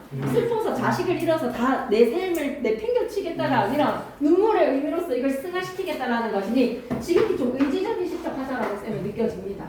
아시겠죠? 네, 그런 것들이 이제 보면서 문제가 엑기스라고 쌤이 야심차게 막 그 열 몇 문제 딱딱 있는 거 좀 좋았는데 그거에서도 오류가 좀 있더라고요. 그러니까 쌤이랑 좀 맞춰보셔야 되겠습니다. 14페이지에 김광균의 은수저 수업 시간에 언급을 하셨으니까 알고는 있어야 될 거 아니야. 이 시를 그지? 산이 저문다, 노을이 잠긴다, 저녁 밥상에 아기가 없다. 이쪽이다. 저녁 밥상에 아기가 없다에다가 이쪽 진짜 사랑스럽네. 갖고 오라고 그렇게 얘기했는데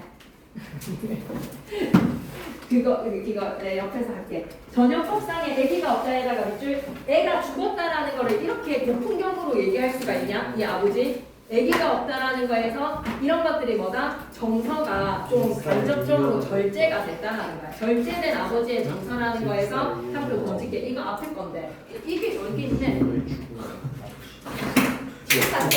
애기 왔던 방석의 한 쌍의 은수저 밑줄도 써줘. 은수저 끝에 눈물이 보인다에다가 밑줄. 아버지가 아들을 잃은 심정이 굉장히 담담하다라는 생각이 듭니다. 한밤중에 바람이 불고 바람 속에 아기가 웃고 아기는 방속을 들여다보고 들창을 열었다가 다시 닫는다. 죽은 아기의 한영을 보는 거지. 들창에다가 동그라미 이승과 저승의 경계를 열었다가 다시 닫는다. 먼 들길을 아기가 간다. 이제 떠나가는 거야. 먼 들길 저승세계. 맨발을 벗은 아기가 울면서 간다. 계속 간다 웃는다. 현재 시대를 통해서 관찰한 내용으로 감정절제야. 불러도 대답이 없어. 그림자만이 아른거린다. 이걸 기억해. 사랑하는 아기를 잃은 부모의 비통한 심정을 절제된 언어로 표현을 하더라. 들길과 들창과 방송 이런 것들 한번 읽어보면서 여러분이 아비가 자식을 잃은 감정을 이렇게 담담하게 노래했구나 라는 걸 기억해 놓자고. 15페이지에 정지용의 시는 더더더 감정절제야. 왜? 모더니즘의 감각적 시어를 통해서 유리창에 애를 언급하지도 않아. 차고 슬픔 슬픈 것이 어른거려. 이 차고 슬픈 게 뭐게? 죽은 아이의 환영이야. 여럿이 붙어서서 입김을 흐리우니 길들은 양 엇날개를 파닥파닥거립니다. 이 엇날개가 뭐라고 생각해야 돼요? 죽은 아이의 환영. 간절해요. 만나고 싶어서. 지우고 보고 지우고 보아도 새까만 밤이 밀려나가고 밀려와서 부딪히고 물먹은 별에다가 동그라미 시적하자의 눈에 눈물이 그득하니까 별을 바라봤을 때 별이 물을 먹은 것 같아. 그래서 물먹은 별은 뭐다? 또 죽은 아이의 환영. 반짝 보석처럼 밝힌다. 시적하자 뭐하고 있어? 밤에 홀로 유리를 닦으면서 죽은 아이의 환영을 만났는데 감정이 어떻다? 뜨거운 것과 차가운 것이 섞여서 미지근한 감정이 되어버렸어. 감정 절제. 외로운 황홀한 심사. 왜 외롭지? 아이랑 시적하자가 저승과 이승이라는 유리창의 단절을 맛봤으니까. 왜 황홀하지? 죽은 아이를 환영으로 만났으니까. 외로운 황홀한 심사로 감정 절제. 그래서 마지막에 고운 폐활관이 찢어진 채로 아 너는 산새처럼 날아갔구나 라는 절실한 그리움의 감정을 승화시키는 절제된 어조라고 기억했으면 좋겠어요. 감정 절제. 그러니까 선생님께서 얘기하고 싶은 거에서의 포인트가 그냥 죽은 아이를 잃은 아비의 슬픔을 다루고 있는 작품에는 이게 있어 라고 얘기했지만 두 작품의 공통점이 어떻다고? 다소 감정이 절제가 되었다. 유리창, 은수저. 이것도 언급했니? 그 이병 너네 반도 근데 김진석 쌤이 해주시잖아 똑같이 이거는. 볼게요. 감정 절제는 언급 안 하셨어? 그냥 아이를 잃은 아비의 슬픔이라고 얘기하셨지. 그러면 시 표현에서의 특징만 봐도 딱 감정 절제는 아니야. 아기가 간다, 뭐 웃는다 하고 그냥 가는 거에 그 모습만 얘기하는 거니까. 그리고 나는 강우의 김춘수가 진짜 이번에는 강력하게 밀고 싶은 시인이야. 김춘수에다가 별표 3개. 뭐라기 때문에? 주지주의 시이기 때문에. 그래서 주지주의를 여러분이 정확히 알아놨으면 좋겠어. 주지주의는 지성에 중점을 둔 시라고 가르쳐 주셨지. 예. 그래서 사물의 의미랑 본질을 묻는 철학적 태도의 시야.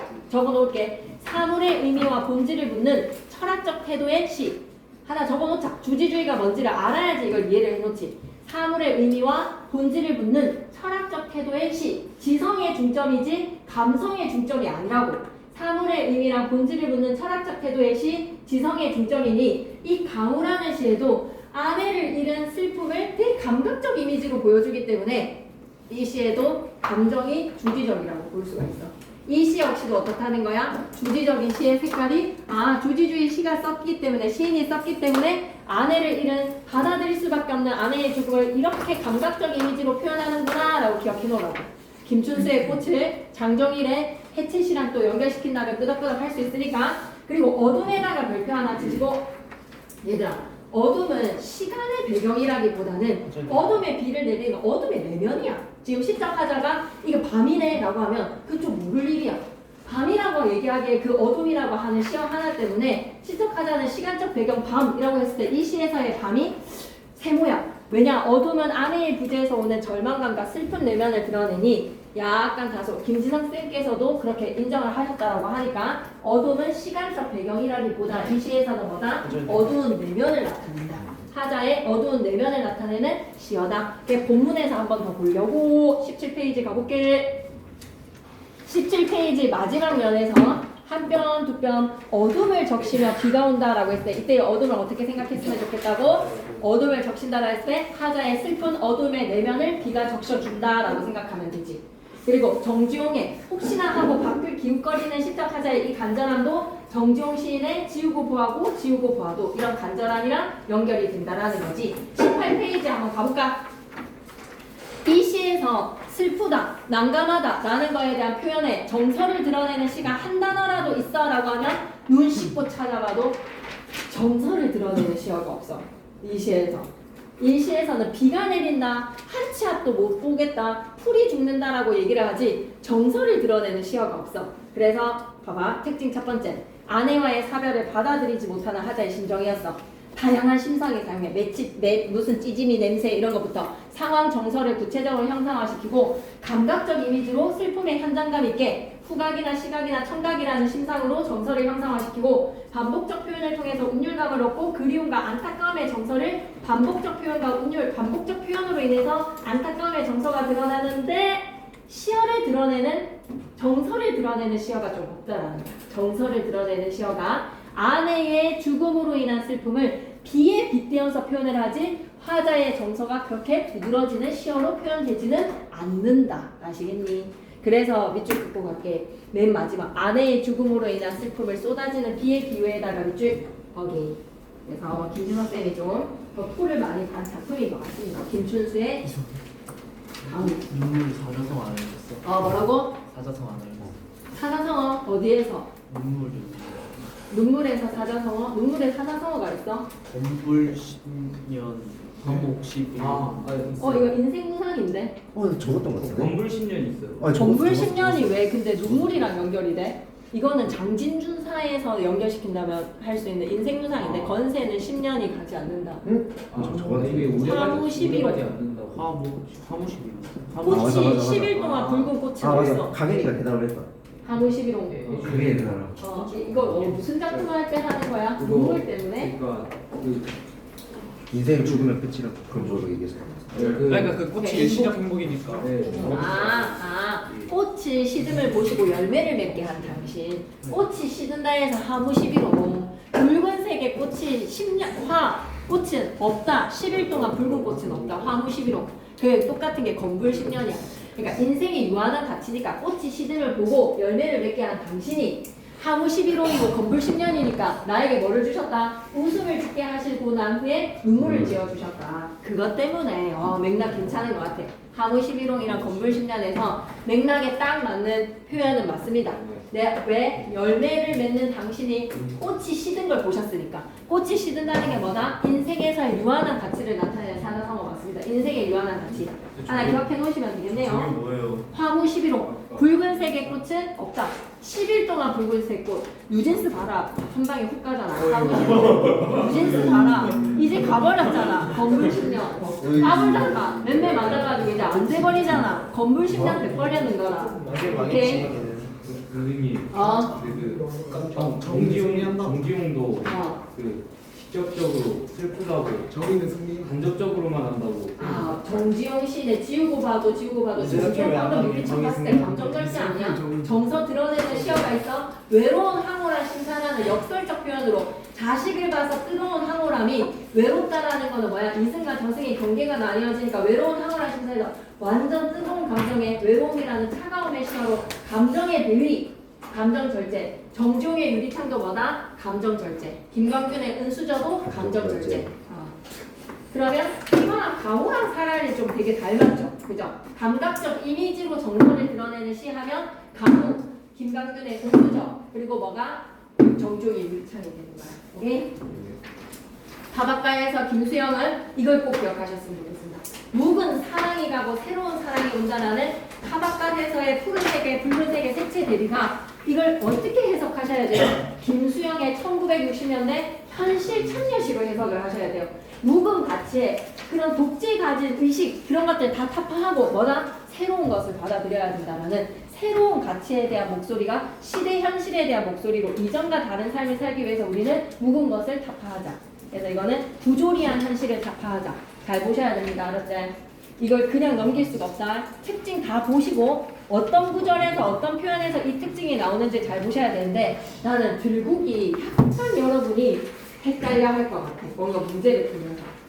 단풍이랑 물빛이랑 하얀 억새꽃은 외부적으로 플러스의 상황이야. 하얀 억새꽃이 손짓을 하면 뭐 한다요? 당신 안 오는데 뭔 헛짓이다요? 물빛이 저리 고우면 뭐 한다요? 단풍이 저리 고우면 뭐 한다요? 아까 동동에서의 8월 15일 날 가되면 뭐 한다요? 당신이 없는데 그거랑 똑같은 거야. 물빛이랑 단풍이랑 하얀 억새꽃은 외부적으로 아름다운 자연인데 이게 뭔 소용이다요? 라는 거에서 화자의 마이너스의 심정을 더 강조해줘. 들국이 여기다 들어가면 돼? 안 돼? 안 돼. 들국은 서리를 맡고 있는 들국은 화자와 동일시 되는 처지를 나타내는 들국이야. 그리고 초생딸이 여기에 들어가면 돼? 안 돼? 초생딸은 당신의 아름다운 모습을 빗대어서 표현하는 초생딸이야. 그 시어를 좀 구분했으면 좋겠어 여기에서. 무슨 말인지 알겠니? 예, 넘어갈게. 그래서 나머지를 다 보면서 끄덕끄덕 하셨으면 좋겠고요. 그 다음에 흑은 흑흑흑흑흑. 이거는 많이 설명을 했으니까 흑흑흑에서 이거는 하나 얘기를 해야지. 두레박이 흑이랑 똑같은 성질이잖아. 이 희생이라는 키워드의 희생의 의미가 뭐야?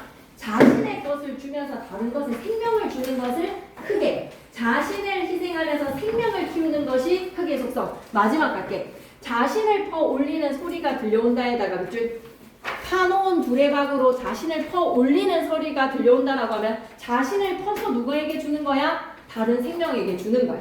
공간과 흙의 속성을 기억해 주시고 이 희생이라는 강조, 희생이라는 가치가 어떻게 드러나는지를 좀 기억해 주세요. 슬프고 아름다운 목소리의 메아리. 역설법에서 느티나무도 중요합니다. 느티나무도 잘 보시고 비유적으로 인간사 최생기호 나오죠. 아 이건 진짜 스토리를 너무 쪼잔하게 낼 수 있을 것 같아. 김진성 쌤 담당이잖아.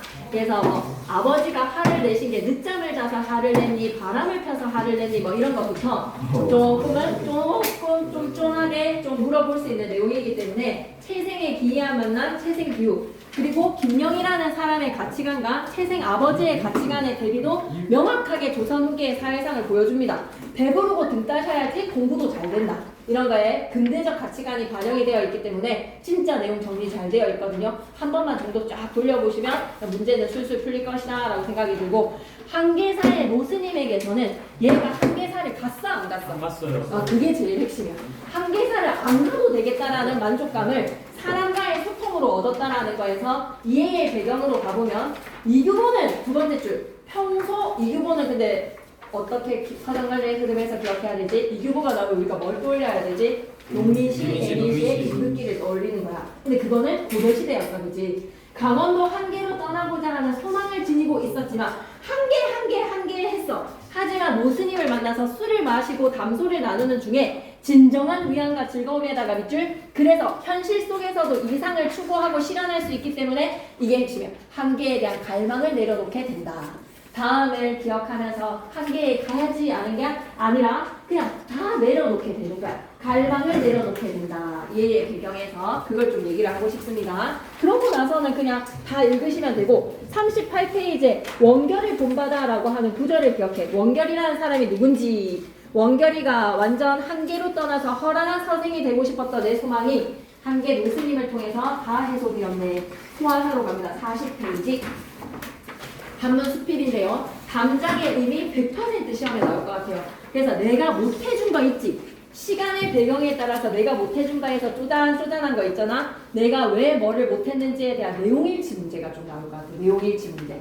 내가 뭘 하려고 했는데 친구 이은지가 이별의 시를 쓰는 바람에 너무 슬퍼가지고 이거를 못했다. 이런 내용일치에서 윤지의 내가 꿈을 꾸고 나서 죽은 거를 알았는지 죽었다는 얘기를 들어서 꿈을 꿨는지 이런 내용일치 문제가 나올 것 같습니다. 제발 본문에서만 찾으시면 그냥 한 방에 해결 가능합니다. 그런 내용일치 문제는 제발 본문으로 가주시고요. 44페이지 가지고 양기 입춘날에 내가 이 꿈을 꿨기 때문에 이 친구의 영혼, 오경보의 영혼이 남쪽으로 온 것이 아닐까, 타양에 머물고 있지 않기 때문이 아닐까라는 것은 고향으로 왔을 것이다. 좋은 소식이 될 것이다 라는 것으로 한번 읽어봐봐.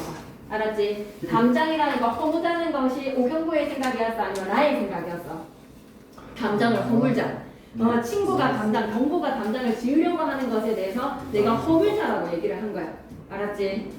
오케이. 이건 좀 한 번만 읽어봐야 돼.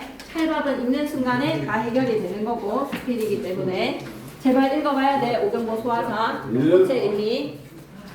그 다음에 농부가는 저부인이랑 뺑덕어머니랑 내용일체에서 누가 술집을 차렸는지 술집을 차리려고 하는지 도망을 갔는지 도망을 가려고 마음을 먹었는지 내가 한 3명한테 질문 받았거든. 친정 부모한테 말대꾸했어. 시댁 부모한테 말대꾸했어. 근데 그거를 선지를 그거 앞에 친정 부모를 안 두고 말대꾸한 거 이 구절 때문에 말대꾸한 거 아니에요 라고 내가 한 3명한테 지금 카톡을 받았거든. 그럼 여러분 그만큼 말대꾸에 꽂히는 거지 친정 부모인지 시댁인지 그게 눈에 안 들어오는 거야. 진짜 3명이 딱 카톡을 해주는 거에서 여러분이 헷갈릴 수 있는 내용이라고 생각합니다. 그런 쪼잔함에 낚이지 마세요. 넘어가서 얘들아 동류관은 이거 어떻게 해야 되겠어? 진짜 잘 외워야 돼. 동류관 정말 동류관은 들은 얘기인지 본 얘기인지 제발 본문에서 좀 찾아셔서 동류관은 제대로 하셔야 됩니다. 아시겠죠? 코스에서 진짜 제대로 하셔야 돼요. 풍속이 수수하다, 주관적 판단, 본이비탈이라고 한다, 들은 이야기, 무릎 미지근하다고 한다, 들은 이야기. 주관적 판단 아니라고 하시던데. 왜? 제가 오늘 여쭤봤는데 주관적 판단 아니래요. 그냥 왜? 보고 풍속이 수수하다. 그냥 보고 한 말이라는데 판단이 전혀 드러나지 않다고. 수수함이 제리가 느낀 거예요. 수수함인데. 그러면 약간 수수하다라는 인식, 두뇌상볼의 풍속이 수수하다라고 인식하는 거, 판단을 내는 것보다 인식하는 거. 오케이? 지형적인 특성에서 코스 좀 매겨볼게. 준비할게. 철원에다가 번호 1. 철원의 지형적인 특징으로 척박하게 살아가는 사람들의 모습을 바라보지. 그 다음에 두뇌상볼의 고전시가에서 8쪽. 고전시가의 8쪽에 철원에다가 번호 1. 그 다음에 두뇌상볼에다가 번호 2. 장호고개에다가 번호 3. 그 과정에서 보고 판단하는 것들에서 내용 잘 봐주시고, 큰 폭포에다가 번호 4. 삼척에다가 동그라미 치시면서 과장법입니까? 구체적 수치의 사실적 단위입니까?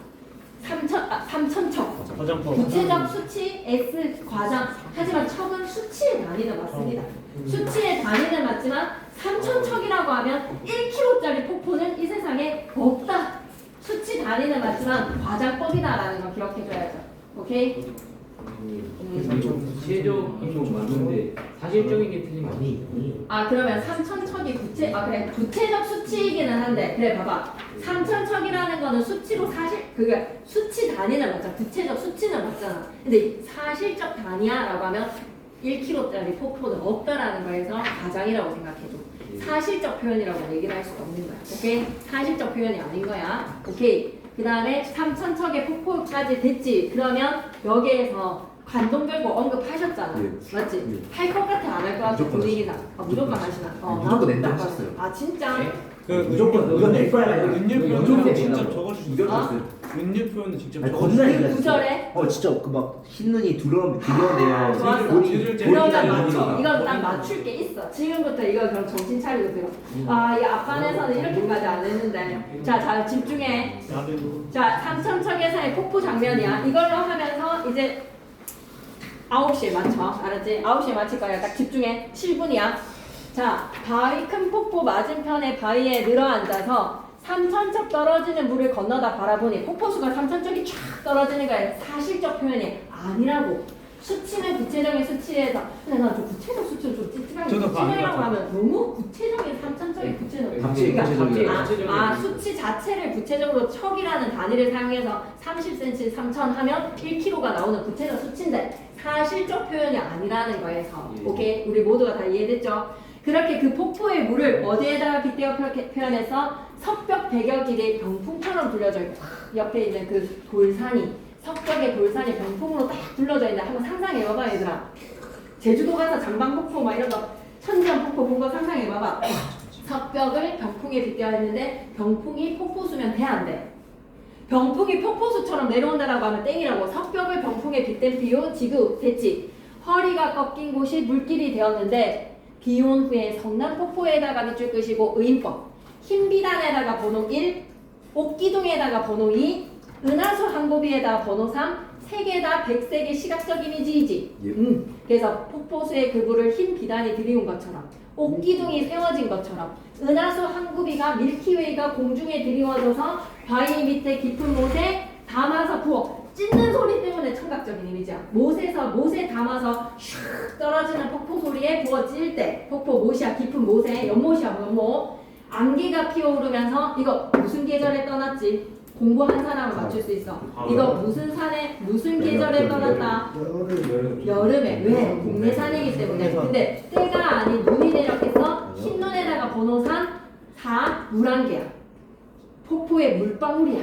이걸 흰눈에 빗대어 표현하는 것으로 네 가지인데 사용된 표현 기법은 옥기둥은 지구야.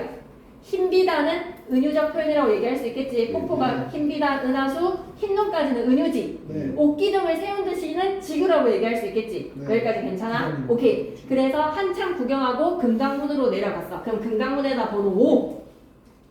이 사람은 남녀를 탔다라는 거에서 가마를 타고 갈 수 있는 신분이라는 거는 당연하지. 6번에 금락고개에다 번호 6 코스. 올이라는 구체적 거리. 오케이. 올이라는 구체적 거리. 주막집에서 우물집을 내가 보면서 미지근하다는 거 내가 손으로 담가봤어? 아니면 들은 얘기야? 미지근하다라고 얘기하는 거는 들은 얘기야. 그거를 수업 시간 하셨으니까 10페이지로 가서 코스에서 만물초 가는 거 망설이는 거 만물초 가는 거에 70리의 리라는 단위가 너무 매력적인 단위야. 왜? 시간과 거리를 다 할 수 있어. 심리면 보찜 장수가 1시간이 걸려.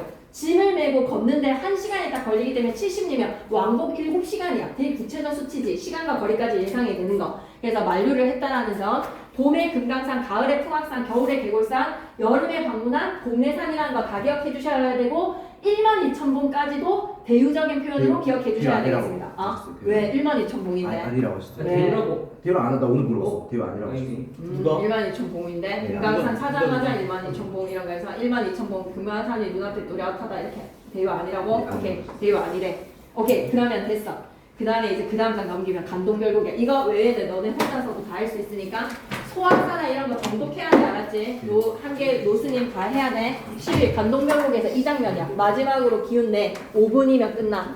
자 어디에서 봐야 되냐면 11페이지 끝부분에서 세 번째 문단 번호 3 찾았어. 세 문단에서 영중이 무사하고 시절이 3월이지. 찾아니. 네. 하천 시내길이 풍악으로 뻗어있다. 이 사람은 금강산 가을에 떠나는 것 같지? 아니야. 3월이기 때문에 풍악이라고 표현하는 거는 좋은 계절에 금강산에 가을에 간다는 거에 풍악의 느낌을 느끼려고 풍악이라고 얘기했지. 3월달에 떠나는 거야. 자 아까 남녀 탔지. 근데 얘는 뭐 행장을 다 떨치고 석경에 막대기 지파에다가 밑줄 끄시고 좀 소박하고 가벼운 차림이야. 고어텍스 입고 가는 그런 차림이 아니라고. 그냥 남녀를 타지 않고 행장을 다 떨치고 석경을 막대기를 짚어서 백청동 곁에 두고 만폭동으로 들어가니 만폭동에다 네오박스 이 장면을 갖고 오실 수 있어.